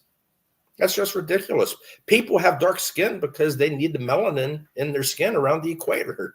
I mean, it don't take a genius to figure that out, you know, but Right. Again, if that's what you believe, my wife's dad's he's a pastor, and I don't mock anybody for that. It just ain't for me. I've had a lot of bad stuff happen in my life, and I say all the time, God wasn't there when I needed him, you know. And I look at little kids who are dying of leukemia and these cancers, and people who busted their butt for a living, they getting dealt a raw deal. Where's God in their life? That's my explanation how I justify that God isn't real. You know, and again, I don't know anything, you know, that anybody does or doesn't, but I feel confident in saying that. I'll put my money on me. Yeah, You know? I like to look at it more as like God is the universe as a whole. It's just like, you know, in a way I look at things of like you put out bad energy comes back to you in a way. And it's like, you know, you put out good energy comes back to you. And it's not always true, but in It's a a law way, of averages. If you treat people with a smile every day, you're more apt to get a smile back. yeah. If you treat people nasty every day, you're probably going to get someone be nasty back to you. You know. Yeah. But Yeah, religion's interesting to me. I do believe, you know, go up and talk about I remember I think it was the last podcast I was on. Someone asked about the Anunnaki. You know who the Anunnaki was? Okay, the Anunnaki. Is that the shadow people that you were talking about? No, I can talk about Okay. shadow. Actually, my wife just literally walked in. She'll tell you about shadow. She's definitely afraid of that. She won't even tell that story. Anyway, the Anunnaki. There's a man by the name of Zachariah Sitchin who studied the Sumerians and their text, and they talk about a group of people called the Anunnaki who came to Earth from space, and they came to harvest gold. They need it for their atmosphere. Oh yes. And I don't know. I don't think I get on board with that. But they say that they actually enslaved people to mine gold for them. You know, gold has been held as one of the most precious things by almost every civilization to ever exist. You know, and you look at gold. Gold is one of which is interesting because it has really no real use for it other than it's high end electronics is pretty much it, and then money. But back in the day, it just what gave gold value? It's just because it was shiny. You know what I mean? Yeah, and it was hard to get. It's one of two metals that's not silver in color, the other being copper. All others are silver in color. So it has that allure to it. And it's a heavy element, which means it was created someplace off of Earth because anything denser than element 26, which is iron, is forged inside a dying star. So silver, platinum, palladium, europium, anything heavier than element 26, lead. Yeah, because it comes from outer space. What's on the Earth of gold is on the Earth. Gold isn't being made, quote unquote. Correct. It was from a star that found its way to Earth somehow, like a diamond or whatever could be. You know, so you think about that. Like I'm holding my wedding ring here. That's who knows where that's from. That's from a dying star somewhere. And 14 could be as 14 billion light years away. Who knows? You know, that's why I think people find it interesting. But I don't know if you know this. Back in 1900, aluminum was worth more than gold in America. Oh, wow. No, I didn't know that. Not a little fun fact that no one cares about. Well, hopefully you didn't invest in aluminum back then. But yeah, Would you say gold is an investment then? no, I wouldn't No. invest in gold. The best investment, like I say it all the time. Would you say it's an alternate? Sorry to interrupt you. No, you're Would you fine. Go say ahead. it's like an alternative way of maybe holding a savings, or would you Yes, say, yes. It's a hedge against inflation. How I like to tell this story. So we'll use silver instead because silver is a lot cheaper than gold. But so back 1970, silver was worth about $3 an ounce. We were still pegged to the gold standard until Richard Nixon took us off of. But anyway, I think silver was, I want to say 338 an ounce. So say you wanted to invest and you wanted to save money. So you took $3 and you just put it in a book or you put it under your mattress or something. Or back in 1970, you bought an ounce of silver. Okay. And you invested in that. If you bring that $1 bills out today, it's still only worth $3. But if you take a 1 ounce of silver out, now you got 23. Another way to look at it is like back then, it bought you 4 gallons of milk. Okay. It still buys you 4 gallons of milk today. But if you would have only held cash back then, $3 doesn't buy you 1 gallon of milk. So Yep. that's what I would have some. I mean, it's not bad. Can I ask, do You you have do you some. hold gold? Do you I have personally? some. Yeah, I have some. Not a lot. I personally like to hold gold. Just I think it's just a nice way to, you know, I'm not a huge predictor of, oh, the bank's going to steal your Mhm. money, but I don't want all my money in the bank. I want, money in my hand, and I don't necessarily want all cash in my hand. So it's a nice way to potentially Mhm. turn that cash into something that's a little bit So different. where are you on Bitcoin? I don't hold any of it. I wish I would have. I'm not huge into, I'm not that computer savvy. Granted, it's not that hard to invest in Bitcoin. I don't really believe in it, so I'm not gonna really put my money into something I don't believe in. You watch SpongeBob, I assume, growing up, right? Yeah.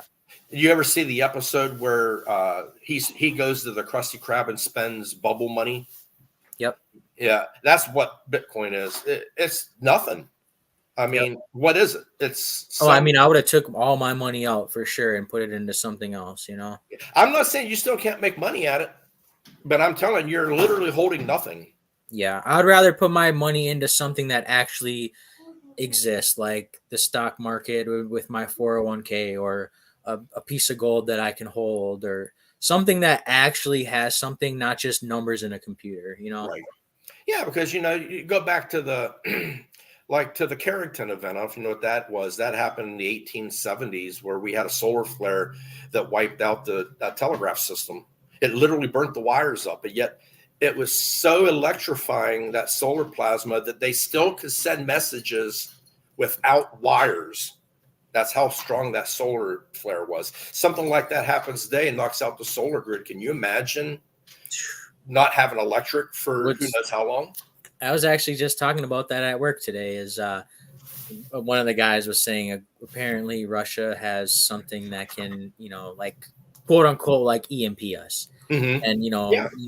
which is true. Of course they can, Mm-hmm. if they really wanted to. And just think of, even if we were just down for a week, and how crazy things would be. And I was like telling him, I'm like, yeah, if we wake up tomorrow and we don't have any power or internet, I'm not going to be in at work, just so you guys know. And it's just like, there's just so much, people would go crazy.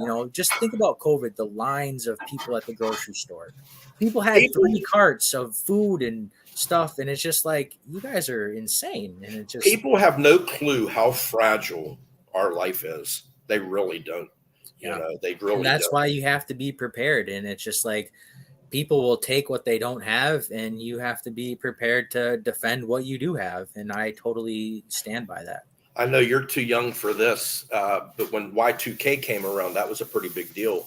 We took all the money. Not that I had a lot of money. It was only like $25,000 back then, but that was everything we had at the time. I took all that out, and we filled 1 gallon milk jugs up with water in our basement all year long. We had, I don't know, how many milk jugs of water do you think we had in the basement? Oh, so many of them. But you know what? The bank says, Terry, You don't need to worry about this. I said, well, then I'll bring it back on the first. If there's nothing to worry about, I'll bring that money back, but I'm not taking a chance, and turns out it was no big deal, but it could have been, I have a weird random kind of thing that I kind of like to do, and it might be dumb, it might be not, but what I was doing is I was going to the bank and taking out dollar coins and 50-cent coins, and I was putting them at the bottom of my safe. And I was like, well, if I'm going to hold cash, I kind of want it in coins, because coins may or may not be existing in the near future. And, I don't know. It might be stupid. It might be dumb to think about, but they do the same thing with gold. Like, they say you don't want to buy an ounce or a kilogram of gold. You want to buy a 10th ouncer, because that's what you're going to use to transact if you really get to that point. What I couldn't tell what that was. Is 10th ounce? I've been just picking up some 10th ounce ones. Is that an alligator? It's a tiger. Tiger. I like the 10th ounce ones because they come in like fun designs like that, and I like. What's the premium on there now? When I was selling for about $220 when I got out of it, that was about 3 years ago. So this one, because it is the quote unquote like a premium coin, so it's a tiger, and I have a dragon, and so those will run you a little bit more. I think I got this after fees. It was $248. Yeah, that's not bad. I mean, what's gold right now? About 2047 or so. Yeah. So I mean, you do pay, if you bought 10 of them, you're paying a $400, $500 premium, but it's not terrible, for a 10th ounce. You're so far ahead of the game, man, because most people your age don't have anything. They ain't got no 401k. They don't have no Roth IRA. So, I get people. So going back to tie back into Pokemon. So I sell cheap promos. Like I told you, I'll tear boxes apart. I'll get promos. I get Japanese promos and sell them when they come on the market, whatever. And I'll have people, oh man, I want one of them, but can you hold one till Friday when I get paid? And I'm thinking, man, if you can't afford this $10 card now, you shouldn't be buying it. First off, but I deal with that all the time, and I tell them no. I see though. I've done that. I'm the same way. So what's in my savings? That's in my savings. I'm not touching that money. That money comes out when I'm buying a house. So it's like I quote unquote live paycheck to paycheck and then still add money to my savings, because so you're not living paycheck to paycheck though. Right. Yeah. But that money in my savings, it doesn't exist to me. Yeah. So it's like what's in my checking account, that's the money that I can play with or spend or things like that. So it's like once it goes to my savings account, it doesn't exist anymore. That's good, man. You're far ahead of the game. The best investment, someone your age, 30s, even 50 somethings. We're still putting our Roth IRAs. We max our Roth IRAs out every year and have been. That's the best investment you young kids can make right now. That you're going to get that money tax free in the end, Yeah. I wish I could max out on it, but maybe when I'm married, I'll be able to max out. Life's a journey, man. Everybody starts off at square one. So you get to square 10 a little faster than somebody else, maybe. But the bottom line is, if you find somebody to share your life with, and you got kids that carry on your legacy, and about the only time we really all get together, and even that so much that we had so many military kids, is Thanksgiving and Christmas. And so there's only 8 years that separate 6 kids. That's how close in age they were. And so to hear them sit around the table and talk about things they did to each other when they were young, I just sit back and it makes me feel good to hear them talking to each other and sharing them good memories. Right. Memories. Yeah, definitely. Yeah. And that's the punctuation of life right there, man. Yeah. So I have siblings, but so my dad has 3 kids, me, and then I have a brother and sister, and they're 7 years younger as my brother, and then my sister is 13 years younger. So we're quite a bit apart. Yeah. But I have cousins, about 7 cousins that are all in 5 years apart. So we all grew up together, and just being able to have family in your age, it made me the person that I am. It's like I don't necessarily need quote unquote friends in my life, because my friends are my family, and they've always been my friends, and it's great that they're my family. Yeah. So I heard you talk about you got a girl? Yeah, we've been together almost 3 years now. Oh And, wow. yep. You got plans? Uh, Oh, you might not want to disclose that, huh? I mean, I want to get married. Yeah. I mean, I Well, want to 3 have years is kids. serious. So It's just, I don't know. I don't really want to throw out her business or my business, but it's just, I'm not in debt and I don't want to go into a marriage and then it become in debt, if that makes no, I sense. got you. I know what you're talking about. Sort of talking about them student loans. Yeah. Yeah.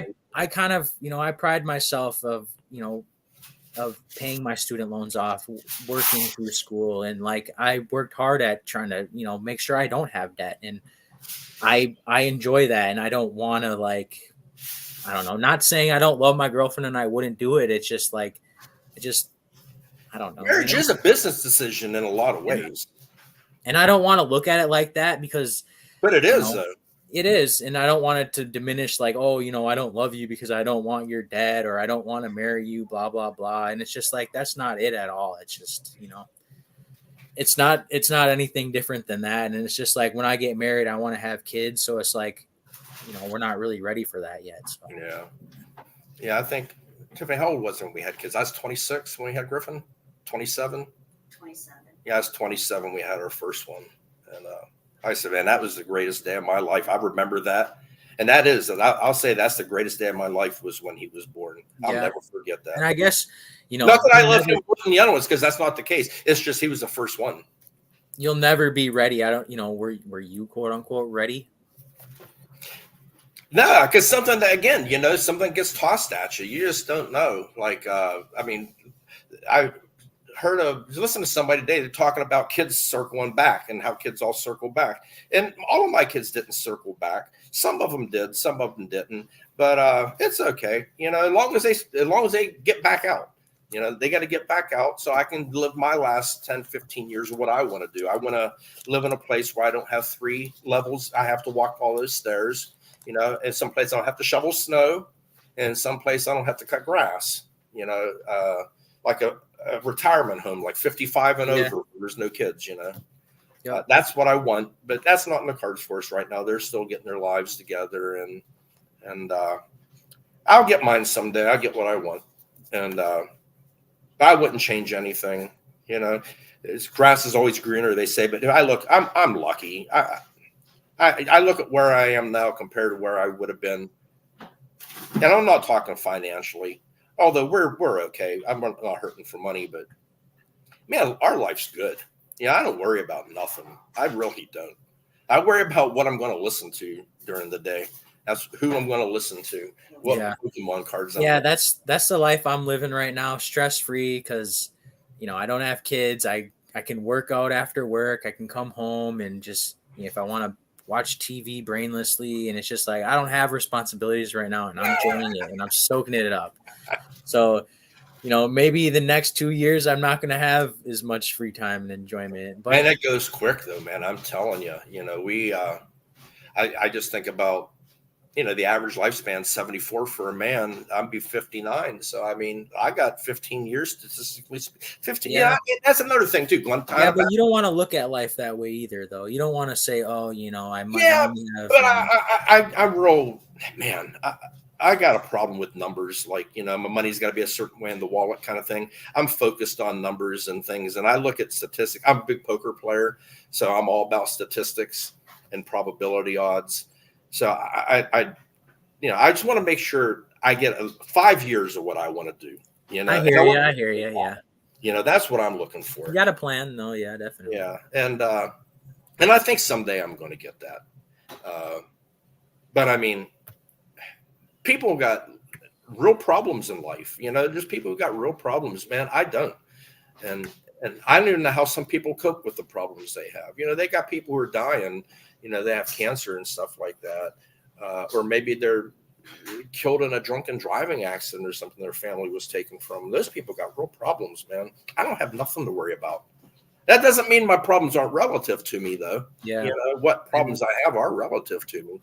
But I was kind of saying that same thing, to my girlfriend as well. Like I was explaining there's this girl, I don't know how to pronounce her name. Yoemi Park or something like that. She escaped from North Korea. And Oh, it's I know just who like you're talking about. I don't know her name. some people are just they're just different breeds of people. And it's just like the things that some people go through in life, our life might be hard, we might be depressed, anxiety, whatever, but our lives are just so easy compared to some people. And it's just like some people wake up and they might die or whatever. It's just like they don't really know how their life is going to be. Yeah, she talks about what her life was like and how it was to escape. Those are real problems, man. And she comes here, it's like, man, you guys got it made. Exactly. What are you bitching about? You got it made. You ain't got no worries. She had to watch her own mom get raped so she wouldn't have to. It's just like people go through crazy things in life, and it's just like, yeah, we're mad or sad because we have to go work out today and we don't want to. It's just like, what, just why are you complaining? This technology that we have is just one more layer away from reality that we are. You're talking back to like our financial system. If we take away, no one has cash. I admit I really don't use cash as much as I used to. I use a 2% card to get 2% cash back card on everything I can.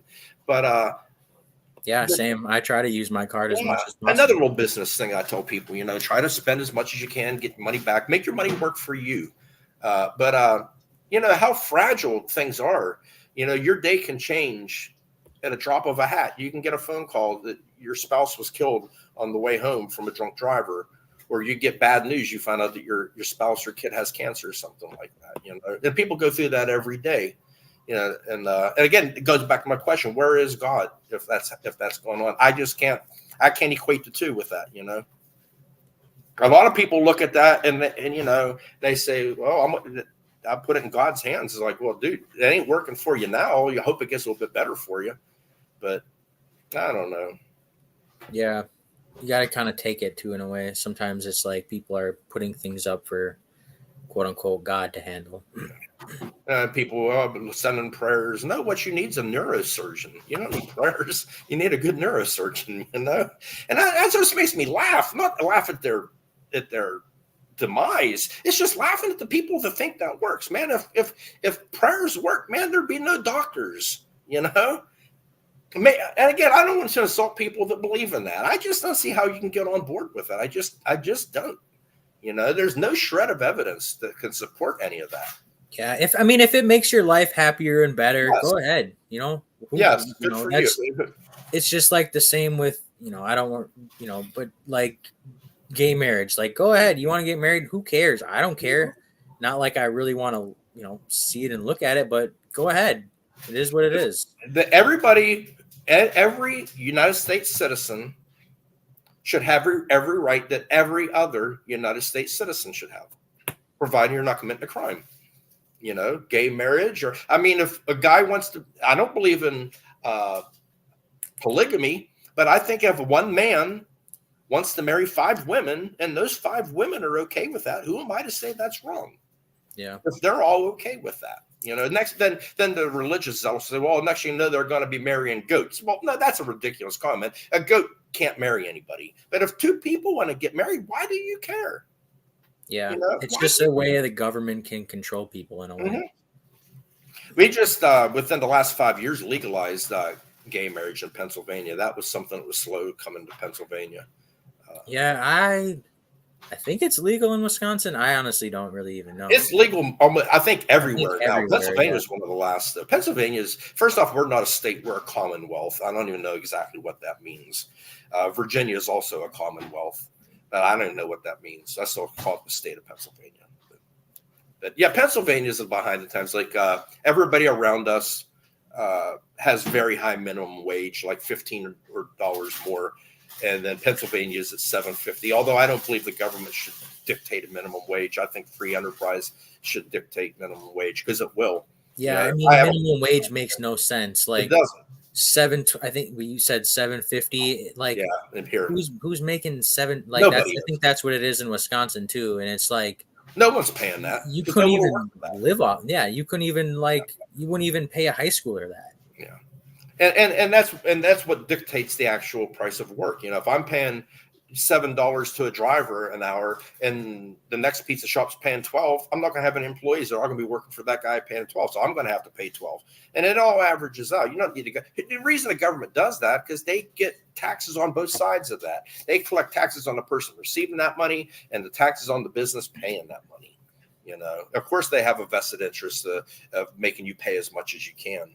But around here, see, back in the day, people did pay minimum wage for a while, starting out, high school kids, but not anymore. Most people around here starting off $11 an hour, $10 an hour for kids.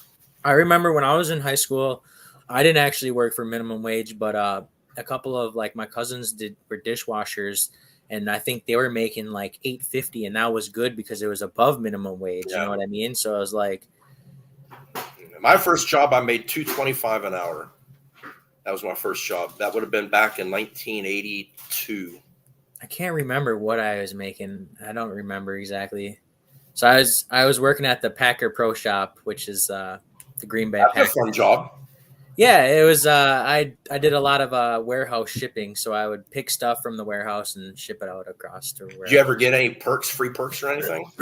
Or jackets or anything? No, I didn't. But my cousin worked there for a long time, actually, and there was 2 older ladies that got fired because they were stealing like $50,000 worth of stuff. Oh man! Oh, yeah, and they were like old ladies, like I don't know. It was kind of interesting because that just happened maybe about a year ago. Yeah, people are just, I don't know. They just think they can get away with things. Apparently, you just shake your head at what people do sometimes. But hindsight's always 20/20. They figured, well, I got away with it this time. I got away with it the time after that. The time after that, I'll get away with it this time too. And eventually, your luck runs out. I guess what they were doing was returning jerseys or something like that, and just taking like the money or something. So I don't know. I'm not too sure, but. Yeah, Packers had a decent season this year. Steelers beat them, although they shouldn't have. But yeah, I was going to actually ask you earlier before we were talking. Are you a Steelers fan? I hate the fucking Steelers. Pardon me. I hate that team more than anybody could possibly like their team. I hate that team. What brings you to the hate of the Steelers? My wife says, "Why do you yell at the TV?" I said, "Because I can't help it." They're punks, man. TJ Watt's a straight up bitch, man. He is. He wants to be his brother so bad. He even signs his autograph like his brother does. Have you ever seen that? I did not know. Yeah. You got class, and then you got TJ Watt, who's a punk. He's good. See, I have to say I liked him only because he's from Wisconsin. Other than that, I don't know anything about him. I like his brother. I don't like Derek. I don't even know why. I don't even know if Derek's even playing it. I'm not sure.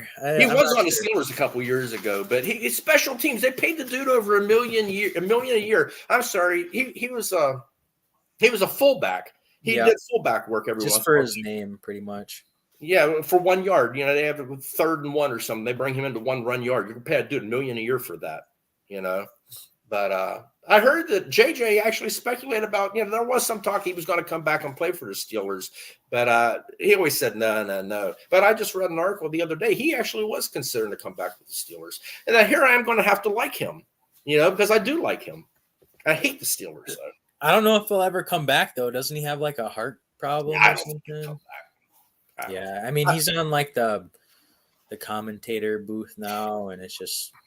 Yeah, I don't think if you can make a career out after football doing like the commentator, like do that because you're and Mike Tomlin too. Mike Tomlin is a joke, man. I don't know why people think he's so good, coach. He's awful. Has no concept of the 2-minute, none. And you know what? That's okay. At least be smart enough to hire somebody to understand 2 minutes for you. But he hasn't had a losing season. Well, what they don't tell you, he's had 2 8-8 seasons, which is a non-winning season. And what's that mean? Okay, you finished 10-7. Okay, what's that get you? Nothing. Does that make you successful? Yeah, they haven't been good since the Roethlisberger Super Bowl seasons. Yeah, that was the last good season they had, and they got this clown Kenny Pickett, man. That dude's a joke. He's got tiny He wasted hands. a first-round draft pick on him. Yeah. Again, Tomlin, so he went to Pitt, and they practiced at the same facility. So Tomlin saw him every day and he built this bond with him. So he's vested emotionally in that, as he is with Najee Harris. Najee, who can't run for 4 yards per carry Harris. But you got a man on the bench who led the league at 5.7 yards per rush, who's a backup, because they wasted first-round draft pick on Najee Harris, and Tomlin just can't get off that. He just can't admit that he's a failure, and time to move on from that, See, I struck a nerve on you, Terry. What's that? I said I can see I struck a nerve. Yeah. Oh, yeah. I hate the Steelers, man. I do. They won so many games they should have lost this year. Here's how they win. The defense will score 14 points for them, and the offense will score 1 touchdown, and they'll win 21. Yeah, their offense was a joke, and they wanted to blame Canada. No, he wasn't the problem. No, I don't think so. The problem is Kenny Pickett wasn't smart enough. Pickett couldn't execute the simple offense that there was. How do you expect him to do something more complicated if he can't do this? They blame Canada, and I just saw Canada had an interview with the Raiders, or he's having one coming up. He wasn't the problem in Pittsburgh. Pickett's the problem. They don't have a quarterback. And Trubisky, I like that guy. He just took all the punches because he come in, throw 2 interceptions. People would want to throw rocks at him, and it was all my fault. I just felt so bad for that guy. He took everything. Yeah, and he did get shafted in Chicago, but it's just, I think gave up. They gave up on him so quick because of where he got drafted. They could have had Patrick Mahomes. They could have had Watson. Yeah. It's just like, well, they got Trubisky, and then they're like, we got to get rid of Trubisky. We don't want this on our team anymore. Well, I was hoping he would do good, but same with Baker Mayfield. I was glad he had success. Yeah. I kind of like him. I like his fire. I like a quarterback that's willing to lower their shoulder and take that's a man there. Yeah. Yeah, that's what I like. The Steelers are toying with making this trade for Justin Fields. I don't know how serious they are, but that's not the solution, man. You need to go. First off, Pittsburgh has never, ever, ever signed well, first off, not that he's prolific, but ever went for a big free agent. They got Jerome Bettis as a free agent, but that was on his tail end when he was leaving St. Louis Rams, when he wasn't on good terms with them. Bust. That was my favorite Steelers. And, he resurrected a career here. But they've never went out and paid for a top-notch star from somebody, and they never will, because they got complete sellouts every game. And don't matter what product they put on the field, they're going to have a sellout. Steelers is one of the best-selling teams out there in other parts. So you see all those rags, those yellow rags they wave. Yep. Terrible towel. Okay, whatever. Yeah, I think it was like the Steelers, the Packers, the Cowboys, and probably the Patriots. I'm not too sure I can't remember, but those were the teams that were the top grossing nationwide franchises that have fans all over. Yeah. I think Green Bay does pretty good, don't they? Yeah, definitely. Okay. They're all over, I feel like. they got fans in Europe, and I feel like they're probably one of the biggest fan bases that they're everywhere, I feel like. Yeah, I can't wait for football season to start again. I know. I miss it already. Yeah. So I got a question for you then. Yeah. I know you, and I kind of asked on, I think it was maybe Pokey Flips podcast that you were on, but I know they got a lot of stuff going on theirs. And so I kind of asked the question on their podcast of if everything in the market is so high, the stock market's at an all-time high, Bitcoin, gold, all these things are kind of at an all-time high, but silver is maybe at half its all-time high. I remember that question. Why is that not a good investment versus these other things? If you want to say these other things are investments. The reason I say they're not investments, is because they don't pay dividends. They're not like stocks. They don't split. They don't clear dividends. You have to get your money from appreciation of that asset. And there's so many things that can control that. And a lot of people like to speculate that silver is a manipulated market, because you have a lot of right wingers out there who think, they're tracking you on your little strips on your money and stuff, the governments. And I don't know, but silver back in my day, a good chunk of that was used for photography, because film was what's the word I'm looking for? Not when you developed with silver oxide was how you develop those negatives, and they recycle that silver.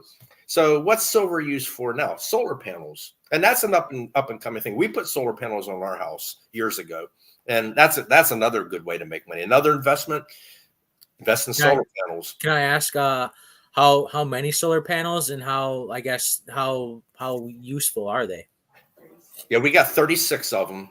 Okay. And they pay probably, so we have what's called a reverse meter. So in other words, while the sun's out, the meter spins backwards, it counts backwards. And then when at nighttime, we're tapped into the grid, so we pull from it. So whatever the net is every month is your bill.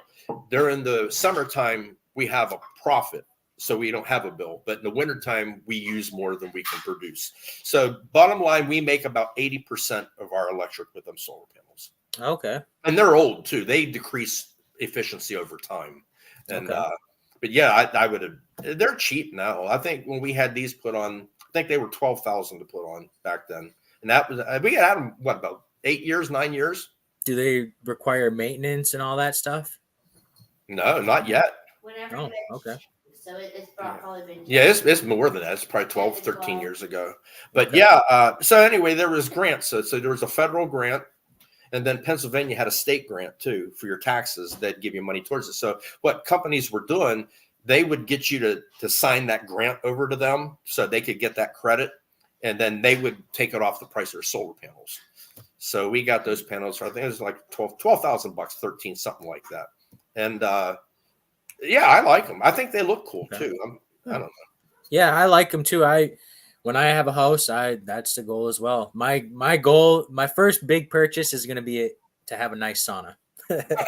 Yeah, that's something we're talking about for my back. It'd be nice to sit in something real hot, But I'm cheap. I don't buy anything that I can't resell for a profit. That's a problem with me. Like, I would still be wearing underwear from 31 years ago. My wife buying me underwear.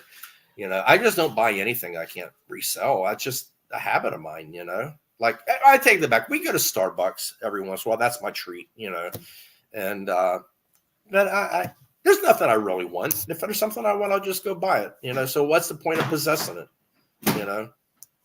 Yeah, I'm the same way with cards. Is like when I'll buy the card if I like it. I granted I do have a budget. I'm not gonna buy. The most I've ever spent on a card was like a little over $300, and I felt like that was a big purchase for me. It is a big purchase. $300 is $300, right? And it's for one card, and it's just like, I don't know what the most expensive Pokemon card I have. I think I have a tournament card. It's from Thailand. It's a Zerachi card. It was a participation card, and they estimate there was only about 200 of them made. And I sent out the PSA. It's a 10, and I've only ever seen one other one for sale. But again, it's from Thailand. It was the first year they had Pokemon, 2019, and I just bought it because of rarity. See, that's another thing to talk about too: rarity versus demand. Demand is more important than rarity every time, because I don't care how rare something is. If no one wants it, ain't worth nothing. Yeah, that is true, because the Pokemon cards is specifically, I feel like, popularity. You have a card, like you said, it's quote unquote rare. Nobody wants it. Like a card that's popular, they could have 10,000 of them, but everybody wants it. Like, I got a question for you. Theoretically, why don't you ever see a female Pikachu on a card? Very rarely will you ever find a female Pikachu. You ever notice that? I've actually never looked. Is there? Do you know that there's a difference? Is there a gender on the Pikachu? Yes, there is. The male Pikachu has a pointed tail at the top. The female Pikachu has a heart. Oh yeah, you're right. Actually, yeah. female. Yeah, because there's only a few Pokemon that actually have specific gender, like That I didn't know, but I do know there's a male and female Pikachu, and I never understand why they don't market the female. I mean, interesting. it looks the same except for the tail. I'll have to look at that. I Yeah. haven't noticed that. Have I to wonder ask if there is Dan, the actually man a who girl knows it all, Pikachu Dan the card. man. Yeah. One of my probably more expensive cards is probably one of the more popular cards too. Is like this is probably one of the cards that I spent one of the more. Oh, okay. And I like this card. It's one of my more favorite cards. So I bought this for $250 plus like traded some cards. So I paid pretty much the same amount of money for this card as I paid for this card. But one of them I would much rather have. And Yeah. I would probably, you could probably guess which one I would rather have. You're a Zard guy, right? Yes, but this card I would much rather have. That is a beautiful card, isn't it? It's quote unquote maybe rare, but I don't know. It's just this card's everywhere. This card you're not going to see. Yeah, So I was watching. If you watch Nostalgianomics, Alex. Yeah, I was actually, watching. I was messaging him and Yeah, that guy's done wonders for his fucking business, man. Pardon my language. I feel like I should, a little candid here. He's done well. He's quit his job. He's on Whatnot. He's got a big following now. He's really kicking it. But anyway, Dan asked him today on his chat. He says, "Where do you think Moonbryon will be in 10 years?"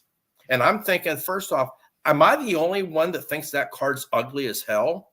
That card is ugly. Overrated. Is ugly, And I don't think that's going to be a $300 card in 10 years. I just don't. There's a billion of those things out there. There's a billion of them graded, I just don't understand the fascination with that card. It's not very rare. I know it's tough to pull. I get that, Yeah, I think it's just going to get lost in the mix. Like in 10 years from now, I kind of brought this question up on Bierski's podcast. Say Pokemon died right now, in 10 years, would, there still be a market? And like, the cards that are already out right now, there's going to be, say there's 100 different Charizards that are out right now. Well, in another 10 years, now there might be 200 different Charizards. Mm-hmm. So what's going to make this Altart V stand out versus the one from 10 years from now? Why would anybody want this Moonbryon when there's, 10 other ones made in the next 10 years? It's just like, what's going to actually bring anyone back to this? And not to mention, there's some beautiful Umbreon cards out there. Not that one, though. That's ugly. Am I the only one that feels that way? Everybody talks about how beautiful that card is. I like the other one, the V. Yes. Yeah. Yes. That one, I like that. I actually own that one, and I wouldn't even own the Moonbryon. That's a beautiful card. Sell it. I just don't understand what I know it's tough to pull, and I know Evolving Skies is everything. Everybody wants Evolving Skies, but you probably watch Rattle, right? A little bit. Kind of, not too much. He opened like 3,500 packs in there. Yeah. Do the math on that at $6 a pack. That's like $20,000. Why not just buy that card? I don't know. Yeah. I'm the same way. There's a lot of the new sets that'll come out. There might be like a card or two that I actually want. So I'll wait, maybe 6 months to be exact, and I'll buy it. And so I've still been waiting to pull the trigger on the Brilliant Stars Charizard because I want that card. And I only want to pay like $100 for it. And I'm just wait, man. You'll get your price. I'm telling you. Yeah. I mean, I seen it on eBay actually for like, it was $99.99. And I was like, I'm not going to buy it. And then I looked back on maybe a couple hours later, bought. So I was like, I should have just. If you really want it, you can have it. See, that's how I justify not buying stuff that I'd really like to have. It's like, if I really want it, I could go buy it. So what's the point of actually having it? Yeah. So the one thing that we're talking about, I do have an artist something about having to do a painting. We had a couple of paintings done by this gentleman, and I had them done because I like the art. I really do. It's makes me happy to look at it. And that's one of the few things, and it would be a good investment too. That's beside the point. That wouldn't be a reason why they had it done. But there's very few things that I actually do for my own pleasure, though, that I would spend money on to make me happy. Like Star Wars toys. Yeah, it'd be nice to have that, but it ain't going to make me happy. Cards ain't going to make me happy. That's why I sold my autograph collection off, because it's like, I don't really need that. I mean, what's the point? I never look at them. I just basically buy the rookie card and check it off my list and just file it. You know, that's not really anything. Yeah, I try to stay engaged a little bit with my collection. I'll look at it because for me, I like graded cards. That's my cat. Nice. Come on, baby. I like to keep them. I'll try to keep them in like I have the graded card cases, and it was, if it doesn't fit in one graded card case, I don't need it. Yeah. Now it's grown to 2, so it's like now I have a 4-row, a 3-row, and a 2-row, and it's just like there's a point where I have to, like, my collection, there has to be a limit, and I gotta pull some things out and sell to add, because it's just gonna keep going and going and going. So it's just like at a certain point, the cases are full, and it's full. So if I want to add one of more, the good things about Pokemon, and I don't even get that. A lot of people complain about all the new product coming out. Man, I like all that new product. You don't have to buy it, but I think it's cool that you got new stuff being released every month. I think that's cool. Yeah, I like so I wish the ETBs, I wish they would only do one art. I don't like they're coming out with like 2 arts, like how the Evolving Skies. I did like the Evolving Skies 2 arts, but now I don't know if I like it anymore. I got paid twice as much now because you have to have one of each. Exactly. Yeah, because I mean that's the one thing that I like to stay up on is the ETBs. I like those. Oh yeah, they look great. Like this looks awesome. You have the same thing. We keep ours in those Target cereal containers. Yeah, these are nice. They fit perfect. Yeah, my wife gets me one of them for like my birthday or Valentine's Day or Christmas. She always gets me one. I put them in. Yeah, they're nice. I like them because I like to just display some of them. So, I don't want it to just. I like my stuff in good condition. So my booster boxes, they're all in acrylic cases, because even if they're just in a tote or in my drawer or whatever, I don't want the cellophane to get scratched when I pull it up. I like it just mint. So it's just like when I buy stuff from people and it's like, the PSA case is scratched, and it's just like, man, it's just a turnoff. Sometimes it just makes me like, I want to return this. Sometimes it's just like, you didn't take care of it. Like, why would I want a product that you didn't take care of? So when I have something, I want to sell it the way I want to buy it. The Green Shiz had a video out today. I don't know if you saw it. He's getting rid of all of his Beckett stuff. He had a 9.5 Beckett. I can't recall the card, but he submitted it to get reholdered because it had a crack in it. Yeah. Well, did you see the video? Yeah. Yeah. What's he supposed to do that? What you said, it is or it isn't 9.5. It was at one time, but now it isn't. Yeah, that's crazy to me that they would like. I don't know. That's weird because they should just put it in a different case because the case was just cracked. I've had a crack. What's that going to cost them? $20 at most to do. Now you got a guy exposing you out there for all the crap you're not doing for him. For what, $20? Right. And now, thousands of people are going to see that Beckett is shafting people. Yeah. I just don't I like Beckett cases. Beckett cases are my favorite, actually. They display nice. I think so. I guess one thing that I actually asked my girlfriend and my mom, because they know nothing about cards. They know nothing. So I was like, what looks better? What do you like? If you're looking at something, no doubt, what looks better? And they said this one. They're thicker, they're nicer, they're more sturdy, they protect your cards better. I mean, if you wanted to, you could snap a PSA. If you really tried. Like, I like to display my stuff. So this it just looks better because the label just takes away from the card, in my opinion. So I used for my autographs. I use PSA DNA. I use Beckett. I use SGC used to authenticate autographs too. I don't believe they do anymore.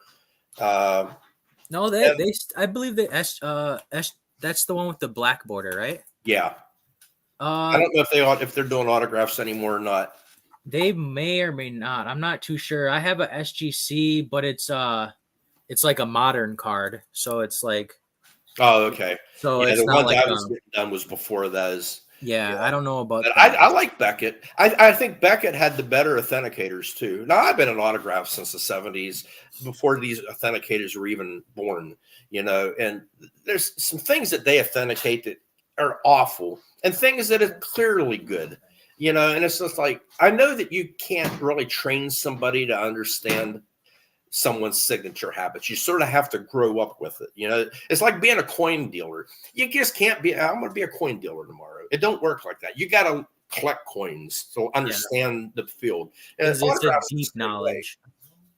Now they're taking people off the street and they're saying, okay, we need you to authenticate autographs. So they have a sample section. It's like, oh, I guess it looks like that one. It's just like the third party authentication on autographs is worthless, but you can't sell one without it. You get any real money out of it because people don't understand autographs. They want PSA DNA to say that's real. Whether it's real or not, it's irrelevant. They just want it in that case. No different than a PSA 10 from a PSA 9. They don't want the 9, although they couldn't tell you the difference between the 9 and 10. They want the 10, and they'll pay more money for it. Human nature, it's a weird thing. Yeah, I honestly, I don't understand the 10 because the few 10s that I've owned and I've held in my hands, I've sold because I look at the back and I see white. And it's like, if I'm gonna have this card that's 5-10 times more than the card that's a 9 that looks exactly the same, I want this card to have no whitening. Mm-hmm. I want it to be, I wanted to turn it over on the back and not have a white dot. You want to see a perfect card because it's exactly. a 10. Yeah, I'm paying for the PSA cards. They're coming out. It's like 65-35 centering, and they're giving them 10s. How can that be a 10 when centering isn't perfect? Don't give it a 10 if it's not perfect. Yeah, that's why I prefer 9s. The modern cards, I'm not. If I can get a 9 for the same price as a raw card, I'm gonna do that. But the vintage cards, 9s are great. Yeah.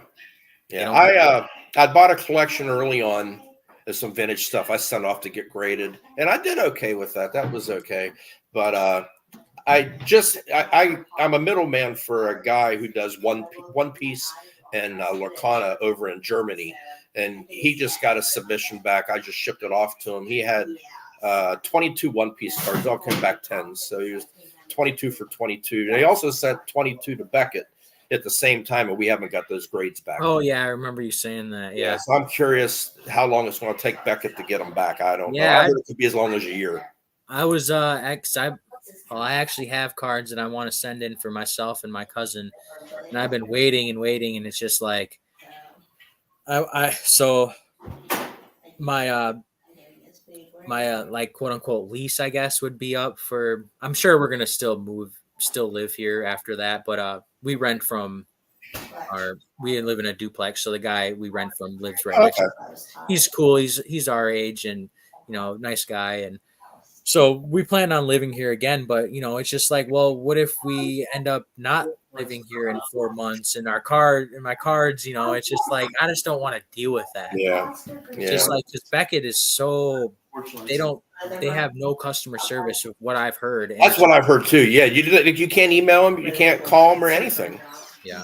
I remember I emailed them. This was months ago. They had a special, and I had like the list of cards that I was going to submit, and I forgot to submit it. And I emailed them back to see if I could kind of get the grace period of getting the deal the next day. And I didn't hear anything from anybody. So it's just like, he sent 2 emails off to them, and they have like that form letter where you click here, email us, and basically you tell them what you are, and they'll contact you back. He said he sent them 2 emails about that, never got anything back. And he's a good dude too. I mean, he's respected in the hobby. Yeah, he's paying the premium for the 10s, I assume, because he has a lot of those black labels. He showed a bunch of them. So I assume he didn't grade them himself. He probably bought those. Now he's washing his hands with Beckett. His That's Zapdos cards, yeah. And I feel bad for him because what's he supposed to do with that card? Yeah, I mean, sell it cracked and then take a little bit of loss that way. Recrack it and resubmit it's probably the only option. Yeah, but then he'll lose a lot more money because he won't get the grade that he won't get that grade. So he's better off just selling the case damaged. Yeah, and have someone else take a chance on it. And then, not to be scummy or whatever, but just not disclose that he tried to grade it. Yeah, some people don't care about that stuff, but I think most people do. They look at those chip cases and scratches on them. And yeah, I know I had some that I'd get back from PSA but have a scratch on them. And I didn't normally say anything because I was just going to file them. But if I was wanting to get them out and look at them, I wouldn't want to see that scratch. Yeah, I bought a Muggsy Bogues autograph, and so the seller just took a picture of the front, and then I got it in the case, the PSA case on the back. There was like a chip on like one of the corners or whatever. Mm-hmm. And I was just like, I messaged the seller. I was like, oh, I didn't know, the case was damaged or whatever. And I was like, I don't necessarily know if I want it because I like, I want my stuff to be perfect. If you're paying 100% of the price, you should get 100% of the product, right? Yeah. And, the seller was like, well, if you want, I can give you, 50% refund. And I was like, okay, sure. Yeah, definitely. I just want the autograph, but I also want the case to be good. If he's willing to, to take a loss on but I think that's, because somebody's going to buy that card and think, oh, well, I'll just recase it. And then they're going to get shafted and not be able to recase it. Or maybe they will be able to recase it and only because who knows if he sends it in again or somebody else sends it in again, they would recase it. Yeah. See, I'm still waiting in the coin world. So, I come from the coin world. There's a company called CAC that grades the graded cards. In other words, they grade the slabs. Okay. So how it works. So it's just for three coin companies. You have PCGS, which is PSA. You have NGC, which is CGC. And then you have another company called Annex, which they don't grade cards. But anyway, what you do, there you go, NGC. There you go, right there. So there's a company called CAC. You can submit those two, and they look at that slab and say that's a mint state 62. What they'll do is if they think that coin is in the top 2/3 condition for that grade. In other words, if they think it's a high-end mint state 6, they'll put what's called a bean on it. And it's a green bean. It means it agrees with the grade on the slab. If they think it's undergraded, they put a gold bead on it. I'm waiting for somebody to do that in Pokemon because I guarantee you there's people, if you say, well, can I send my slabs into somebody to put a sticker on it? There actually is. There is? There's I don't know exactly who he is. I think he's man. So they put like a little diamond on it. There you go. It's a lot in the sports card. They'll put like a gold diamond, a silver diamond, or a black diamond. And I don't know exactly who the person is. I don't know if he's but yeah, it's like, your high end card has a little extra high end on it. Yeah, there's a mark. People pay for that, man. They do. See, something that they have in the sports card, well, you probably know this, but they won't ever do it unless they lower prices. They have registry sets in sports cards. Like say I want to put together a 1979 baseball set, all graded, okay? They used to be able to grade a card for $7 in bulk. So you would grade a common card because you could take that serial and say, I got a 9. I can go into that checklist and type that in. And now I got a registry set. And whoever you get so many points for each card. And it's a prestige to have the best, they come about the top 10. They give you a certificate, top 10 1979 set. They don't do that with Pokemon cards, do they? They don't have registry sets, do they? They do have a registry in Pokemon. It's nothing like it is in like baseball or football or anything like that. They do have a registry. I don't know if you know who Gem Mint Pokemon is. Yeah. But he has, all the PSA 10 from PSA 10s of WotC cards. Mhm. And he recently just got a little like plaque or something from PSA to commemorate his thing, but other than that, they really don't do anything. That's And because the price is too high. No one's going to send a common card in to get graded at 50. exactly. No, yeah. And it's just like, why? I don't know. Why would you want your I'm not a registry collector, so I don't understand why anybody would want a master set of all these cards and graded. It just doesn't make sense to me. Like, I want a card that's graded because it's worth money, if that makes sense. That's the difference between you and me in a lot of ways. Your generation, like, you never like had cards that was never worth money. See, when I was growing up, cards weren't worth money. Like, I, get my allowance, I'd go buy 10 packs of 1975 baseball. And what I would do, like, they come with checklists, and I get the checklist off, I get my pen. Okay, I got that one. I scribbled off. We collected the sets. They weren't worth anything. So, like, we put sets together. We collected like that. Your generation, those cards were always worth money. So when you would open up a pack and you got a hit, you'd sleeve that immediately. You know what I mean? And protect them. Like, and that's not a knock. It's just a difference. That's all. It's not better or worse. It's just your generation is really savvy when you were kids and very cognizant of the value of cards because they had value. Don't get me wrong. My childhood cards are beat. But I get what you're saying, though. I mean, it's definitely it was different because, like you said, even if our cards back when I was a kid weren't really, valuable, but they did have, everybody knew what the most expensive card was, even if it didn't have a price on it. And that was the Charizard. And with, I guess, baseball and stuff like that, I don't know was there really anything that was like that in the Hall of Fame players, top-notch players. Like back in my day, Johnny Bench, Pete Rose, Dave Winfield, Willie McCovey, Willie Stargell, the Hall of Famers, the stars of the day. Even if it was like their 8th year or it didn't matter. It wasn't until 1981 was when Fleer and Donruss came into it. Then there was 3, I remember that vividly. There was 3 different companies then. And that's when people started assigning values to this stuff and card shows started popping up where they would have autograph signers and stuff. And that was when people started getting rookie cards. That was the whole thing. You want people's rookie cards, But me, I just collected because those are the people I saw on TV. Rod Carew was the guy I tried to bat like, Ozzie Smith. Just like, I got Ozzie Smith, cool, Or you get somebody like Rich Littlefield. Who is that? I don't want him, But I remember just opening those cards and getting my favorite players and how much fun that was. And I don't think your generation got to experience that. I think it was always had a value affixed to it. Like you guys knew that there was value to those cards. And again, I'm not saying that that's good or bad. I'm just saying it was different. Those cards were worth nothing to us.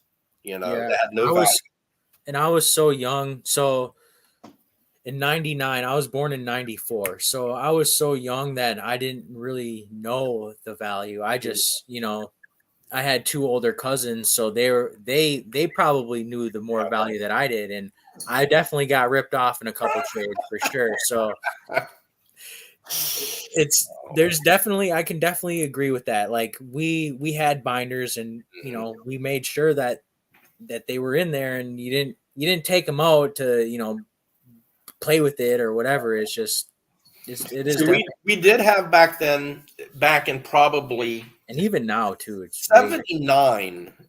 79 was probably the first year I can remember the 9 sleeve page, the 9 card page, and you'd put them in front and back. And I remember you get a new pack of cards, a new one, you'd pull them all out and put them all back in with a new one in there in sequential order instead of just like having all the pages and just putting them where they belong. No, I would just take them all back out and put them all back in. Those cards were beat, but again, they had no value back then. And then come the early 80s, that's when it really hit. And again, I see parallels to what's going on with sports cards right now.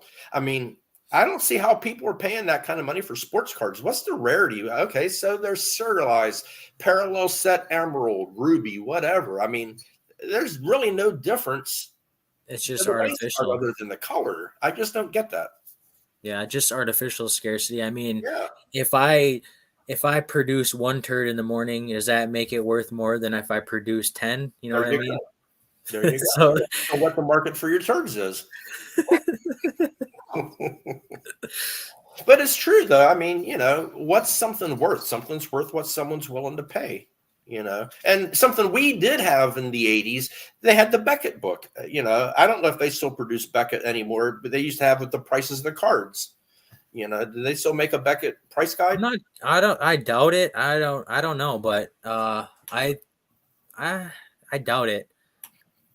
But I wish I had those when I was a kid. I had them in I the did not. 80s. Yeah, well, up through the 90s. I mean, I remember the first football card, modern football card to break $100 was the 93 SP Drew Bledsoe card. I remember buying that card for 100 and selling it for about 120. And I sold it on a company, it was called Teletrade.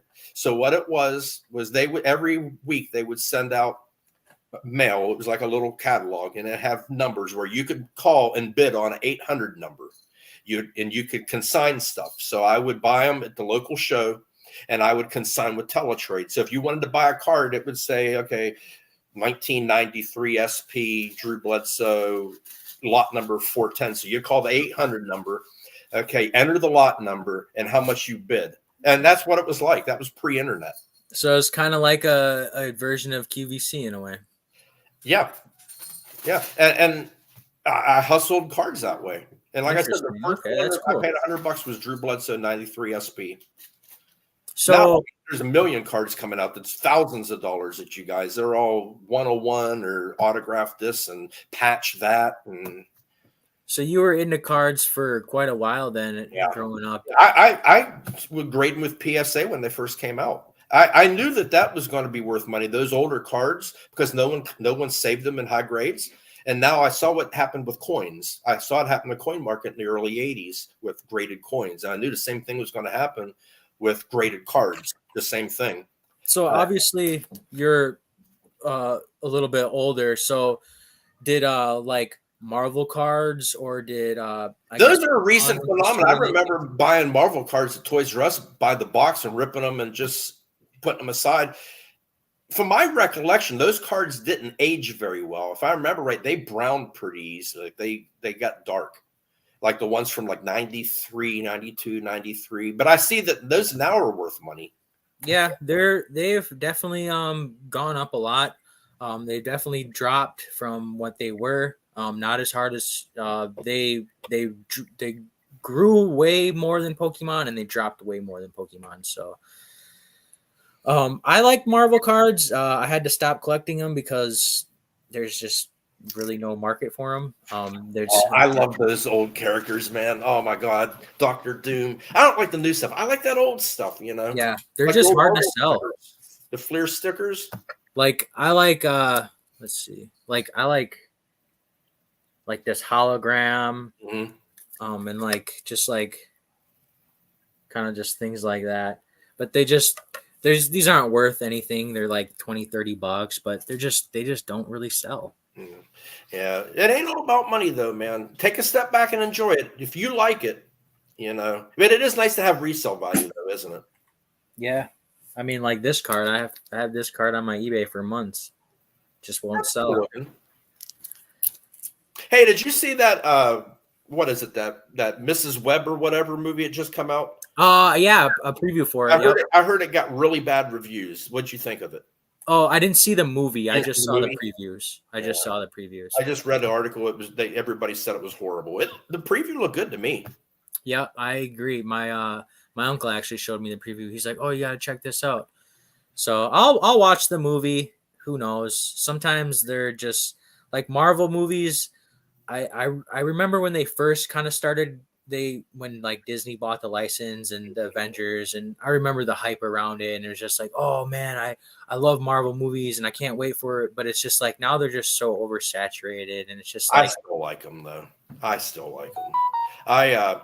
I go back to the comic books in the mid 70s. I had all of them, all the Marvel, Captain America, Submariner, Thor, Spider-Man, Hulk. I mean, I bought them all, the Avengers, and Yep. threw them all away when I went and Yep. ran. I have some comics too. I don't. I should bust them out and actually open them and read them, but I like to just look at the covers.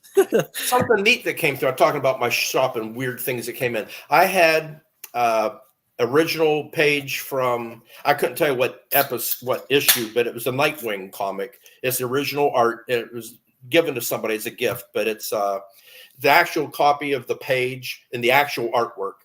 It's not colored, okay. Yeah. And then the copy, and I got it to my boy.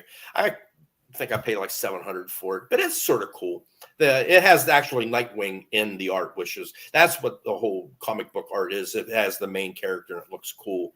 I wouldn't give it a 10. I'd probably give it like a 7 on the coolness scale. But my one boy, that's his, I don't know what you want to call him. He calls him, like, his password's Nightwing, and like, I don't know what. He ain't gonna go hack Max's. But like, Nightwing is, he likes Nightwing, and to be able to have a piece of art from one of the comic books, I thought was pretty cool, so I bought it for him. Actually, I traded a Nazi flag for that. Is what I traded for that. It was worth about $400. That's what I traded for that. But I mean, there's neat stuff when you have a brick and mortar that comes in that people don't have the opportunity to buy when you don't have a brick and mortar. Like I bought other things. Like what is some of the cool stuff, Tiffany? Skull. I told him about the skull, but like, I collect glassware too. Like, you probably don't know what Fiesta ware is. It's the type of glassware people eat off of. It's collectible. Okay. Yeah, when I was in the pawn, there's like an antique store. So it's not necessarily a pawn store, but it's like an antique store, and they have, vintage clothes, and they have like a little baseball section. And this guy was in there, and he was trying to sell his irons, and he had like a bunch of like just irons from all years and stuff. And it's just like the things that people collect. And it's just like he was showing the guy pictures on his phone of the irons in his room that he might want to sell. And it's just like, this guy's got a wall of irons. And it's just like, I don't know. I got one better for you. You know what Griswold is? No. Griswold are frying pans. Iron frying pans. When you get nothing to do with your time, Google Griswold. It's a huge market. People buy frying pans. People would laugh at me. You buy Pokemon cards and you're 29 years old. Where are you? I play poker, and when I play poker, I take a little Pikachu with me. I use him like to rub his head. In fact, his head's like white. It's not yellow because I wear it all off. But the one guy is younger than me. He says, "What is that?" I said, "It's Pikachu." He says, "What?" I thought it was a Pokemon. I said, "It is a Pokemon. They have names." He didn't know it was called Pikachu. But I rubbed that thing, man. It's like good luck, But that's a passion of mine's, poker. I'm a big poker. So what kind of poker then? Texas Hold'em? Texas Hold'em, yeah. They like to play Omaha. I don't like to play Omaha. I don't know if you know how to play that. That's basically 7 cards. Or 4 cards. You can play. You get 4 cards instead of 2. You get 4, and you can play. You have to play 2 in your hand, so you get to play the board plus 2 in your hand. So basically, all it does, it takes away an advantage of somebody who has skill, because it increases the luck aspect of it, because it gives you 2. Because you get 2 hands, yeah. So I hate 2 hands. Okay. I play poker every Monday night. I love it. That keeps my brain sharp, Do you play online or do you play with friends? I play at a local place over here. There's 22 of us. It's in a league. Oh, okay. Yeah, nice. So it's some money. I finished first last night. I was 22, so I made a little bit of money. I was happy. I'm actually first after 6 weeks, and I won it last season too at 12 weeks. But I only finished 9th in the big game. So what happens is you play every week for 12 weeks, and based on where you finish, you get so many points, and that's how many chips you get at the final game. And I actually finished 9th in the final game. I didn't do too well, but I finished first during the regular season. I'm first right now too, so we'll see. Yeah, poker's people don't really think that poker is a skill. You know, there's definitely luck, but there's definitely skill involved. You got to look at position, what you would bet, where you sitting at the table. If you're first to act, you're in the back end to act. If you're the dealer, you look at people, how they bet, how they structure bets. A lot of people don't look at any of that stuff. Yeah, they're just playing their hand, and we're hoping for the 4 or whatever, But you got to play the whole board. They're oblivious to everything else, Yeah. Oh, well, we've been going for a while. I don't know your time. I was wondering what we're going to talk about because you seemed like a little bit of a mundane person. You weren't real outgoing, and I am. I'm real loud, And I'm thinking, I wonder how this conversation is going to go. If it's going to go smooth. It actually went really smooth, I thought. Yeah, I agree. I've enjoyed the conversation. You definitely have a lot of insight. I'm looking forward to your next appearance on Northwoods. I'll probably learn a few things on that. Yeah, that's going to be on the 27th if anybody's interested. I know he has a pretty good following, so. But yeah, I'm so weird on YouTube. Like, I don't want to be like sound mean to anybody or anything, but like, I really don't even subscribe to anybody. I watch all these people. I've been watching these people for 4 years, and I don't even subscribe to them. I do, and I like them now too because I know that they're trying to hustle some money out of it, and it takes none of my effort to do it. And most of the people have me beat when it comes to Pokemon knowledge, but in the back end of it of running a business, I probably got a little longer leg in that. But you can combine the both. You can take somebody who knows about business and take somebody who knows about a product, and between two minds can come up with a good game plan. And I've been following Andy's for a while, and he's come a long way with his channel. I know he was doing some rips and stuff. And I tell you what I do miss. I like there's a guy by the name of Pika Pika Papa. I don't know if you know who he is or not. I think Retrospecs was talking about him one day, and I tuned into him. He has 2 little daughters that he opens cards with online, and I just love watching that, And I know Andy has a boy too. For a while back in the day, he was opening cards. I just like seeing parents do that with their kids. It makes me happy to see that. I know PK has a couple kids. I know his kids are small. And I think Dan has 2 kids. His kids are a little bit older, I think. I think they're in daycare, maybe. I know he said he has to watch his kids during the day or something like that. Yeah. I wanted to ask him his quote unquote his business and things like that. So he watches his kid during the day, and then he has the night shift business. When the hell does the guy sleep? Like, He's working all the time. Yeah, like when do you sleep? All the time. And it's like, Dan, how can you be running a huge business when you're online all the time? I have to package 5 or 6 things a day up, and it's a struggle for me because I gotta get up, I gotta clean my cat. I got 6 cats. Yeah. Yeah, I got to clean their boxes. I got to tell them how pretty they are. I got to brush them. Got to feed them. Got to give them water. That's my purpose in life, is to take care of those cats, But no, I like mess with him because he got those MetaZoo, those promos, and I've been telling him. I said, Dan, how about give me one of them because I got a bicycle. I want to put that cart between my make the funny noise when I drive my bike, And he still has not sent me one, and I don't think he's gone to either. Yeah, MetaZoo. Oh man. Yeah, I don't know about that. I mean, I was gonna buy a couple cards. I wanted to get a Mothman and a Bigfoot, and I'm kind of glad I didn't. Even if I did, they would just be in my case and just. I'm thinking about picking up a couple on open boxes because I think they look cool and they're cheap. Yeah, I was gonna get a UFO box from my game store. It was like $40, and I was like, "Oh, that's like it's a little high. Aren't they a little cheaper than that?"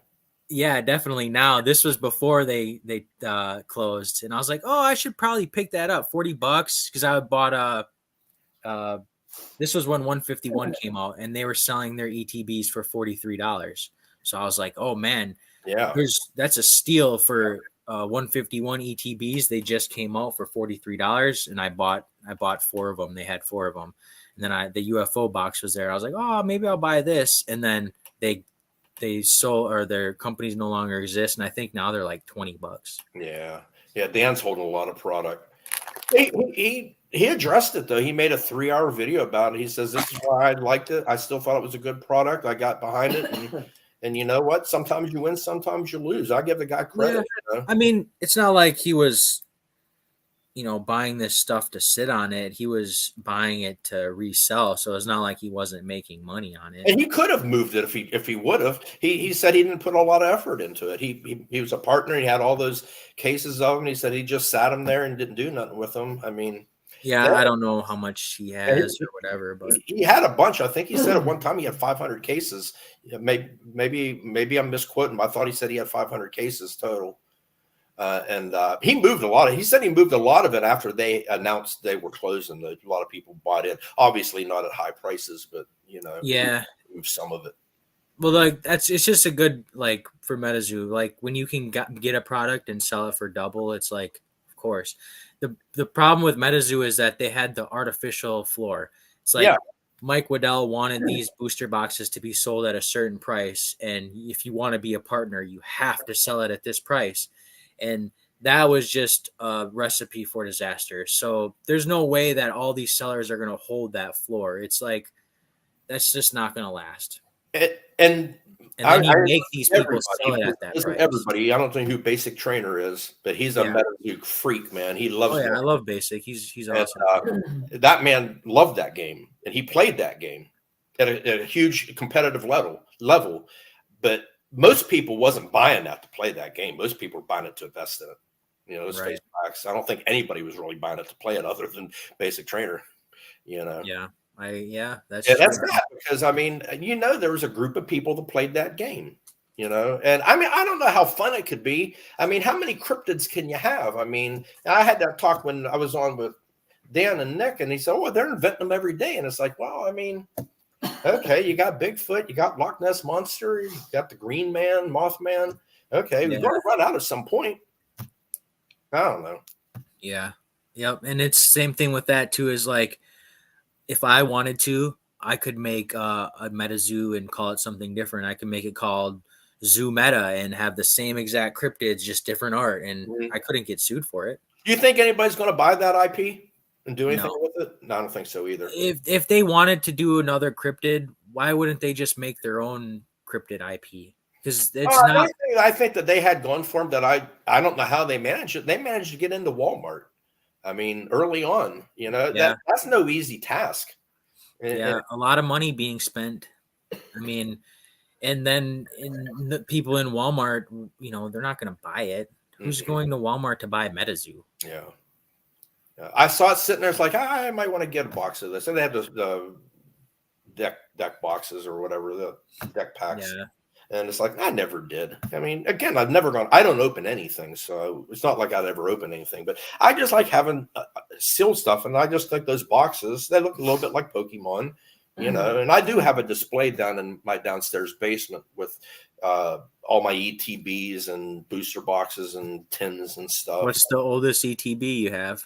I have the 20th anniversary one, the one that looks like yeah, I bought that. I think for $400 early on. Like I said, that was probably like mid 2020.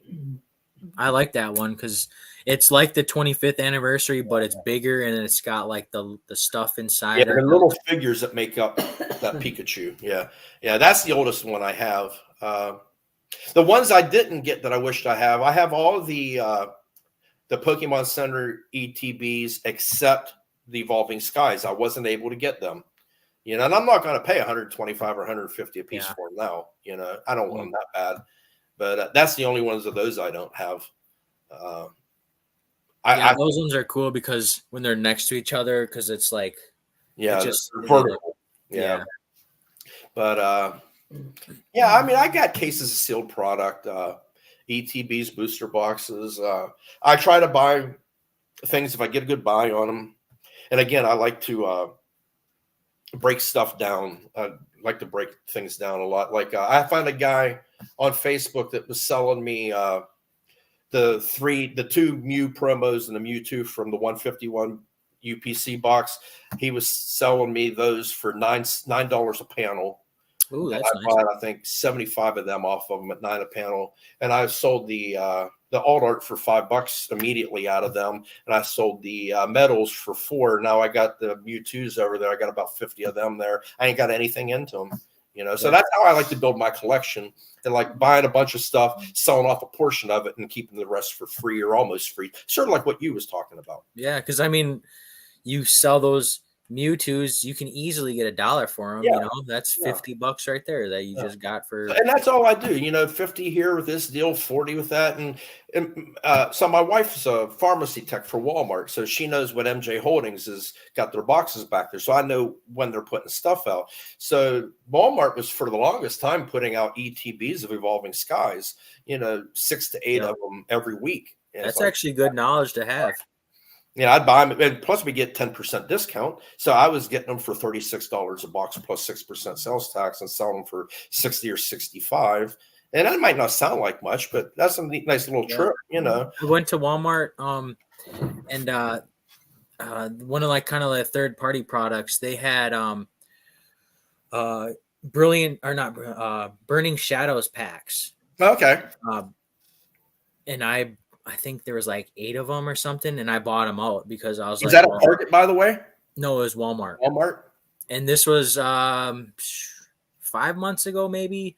I made a little short on it on my YouTube, maybe 5 months ago or something at Walmart. And I was like, Burning Shadows at Walmart, I'm buying these. And I instantly just sold them on eBay the next couple of days. And I just, doubled my money like that. And it's just like, if you have, kind of like insider information of these Burning Shadow packs are on the Walmart shelf, why not go buy them? Well, let me give you a little hint. You may know this already. So Target has been putting out these 3 packs of cards. They look like a regular 3-pack blister. There's 2 on the left and 1 on the right, and then there's an upside down card, that's probably a foil. I think it is a foil.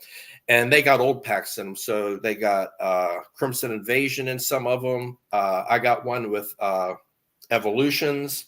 Oh, I got several with Evolving Skies. at Target, you're saying? Guardians Rising. And if you look on my Instagram page, I took a picture of some of them. They're in Target, and they've these been the third? about 3 weeks. Are these the third party products? Yeah, I don't know who makes them though. I never really read the back. Yeah, because it's like the same company that puts some like random cards in the little thing, and you just yeah. But there's good packs in some of them though. I mean, like I said, I think XY Evolution. Yeah, that's where those Burning Shadows were from. I think it was from because it was a Burning Shadows pack, and then there was like a random foil on card top, backward. Yeah. So I mean, I have nothing better to do. I have my rounds I go every day. Target, Walmart. And like I said, I'm not trying to get rich. If I wanted to have a real business, I would have a real business, But I'm retired, and I have enough business to keep me busy. There's another hustle I got. You're going to laugh at this. You probably don't know, but maybe you do. Do you know what a spotted lanternfly is? No. Okay, that's an invasive species here in the Pittsburgh area. It's an insect. It's an ugly insect, but when it opens its wings, it's bright red and yellow. Beautiful bug. So anyway, they're everywhere here. In fact, people say to kill them because they're invasive species from China or wherever. But I found entomologists that buy them off me on eBay. So I sell these dead insects that are pests here for $1 a piece. People give me $1 a piece for these dead bugs. I got a whole bowl full of them. See, people buy anything, man. Wow. You got to find the market. Here's the business to anybody. You find what somebody wants, what they're willing to pay. Then you find somebody else who you can source it from. That's all business is putting 2 people together and you be the middleman. Whether it's insects, bugs, Pokemon cards, a restaurant, whatever, man. That's actually an awesome hustle. I respect that for sure. And I found out one day that a guy on an oddities Facebook group was looking for somebody who had them. He was an entomologist from, I think, University of Wisconsin, maybe, I think it was. And he wanted 10 of them. I said, I get you hundreds of them. So what I do is I go out there about 3:00. My house sits east to west. So in the evening, that side of the house cools off. So they come up there and lay on there, and I just pick them off and put them in a jug. And people give me $1 a piece for them. So people buy anything. But yeah, if anybody wants to jump on with Andy, there has any questions about actually starting the business, I'll be happy to answer anything. Or you can contact me anytime.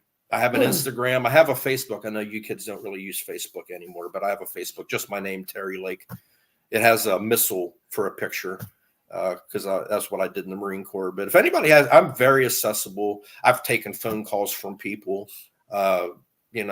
Everybody starts with no knowledge, and people help you along the way. And if somebody, wants to learn how to form an LLC or sub S, I can walk you through that. You can do it yourself. Don't pay an attorney for things you can do yourself. Don't pay people to do your taxes for taxes you can do yourself, and things like that. So. Yeah. But I'm accessible if anybody wants to ask any questions. I definitely appreciate you coming on, Terry. I know you say you're not busy, but you're definitely a busy man, and I appreciate you taking 2 hours and 45 minutes out of your night. Yeah, can you believe it? And here I'm thinking, man, what are we going to talk about? And I think about that with every one of those podcasts. What am I going to talk about? But it just comes out, man. It just comes out and it's smooth. Yeah. And well, like I said, I appreciate you spending the time with me because you have your kids, you have your wife, you have your family, and like I said, you spent it here talking to me and somebody you don't even know you just met, and I appreciate that. So that's what it's about, man. That's what it's about. Yeah, definitely. And you don't do a lot of traveling. Maybe one day I'll end up coming to Pennsylvania, and maybe I'll end up meeting you somewhere. You got a place for the night, man. I get you a place here. Well, my girlfriend's mom works in a hotel company, and she works for Hilton, so we get nice deals around.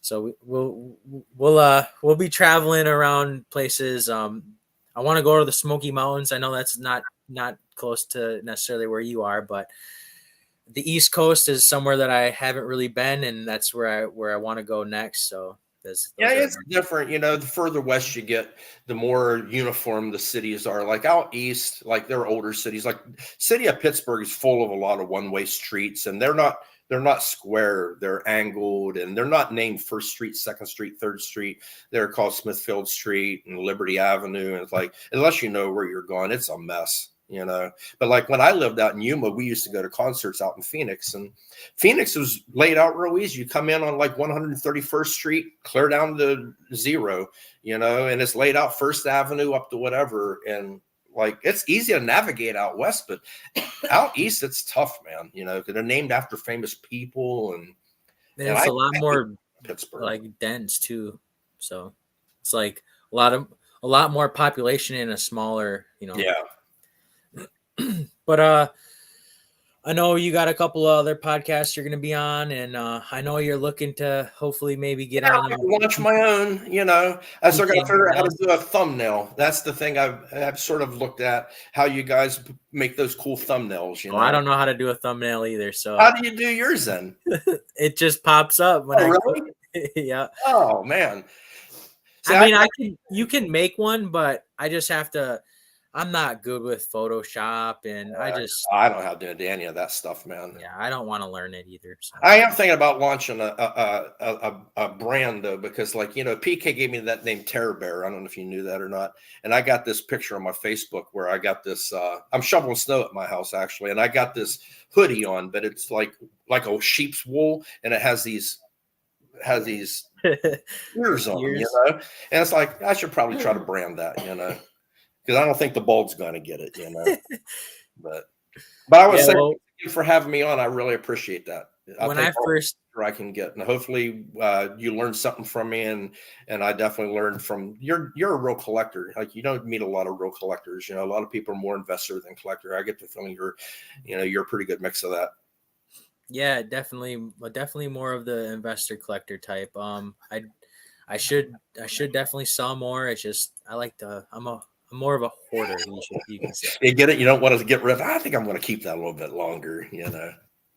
Well, if you don't ever make it on PK and Rattle's podcast, if you're I'm advocating for that, right? I am.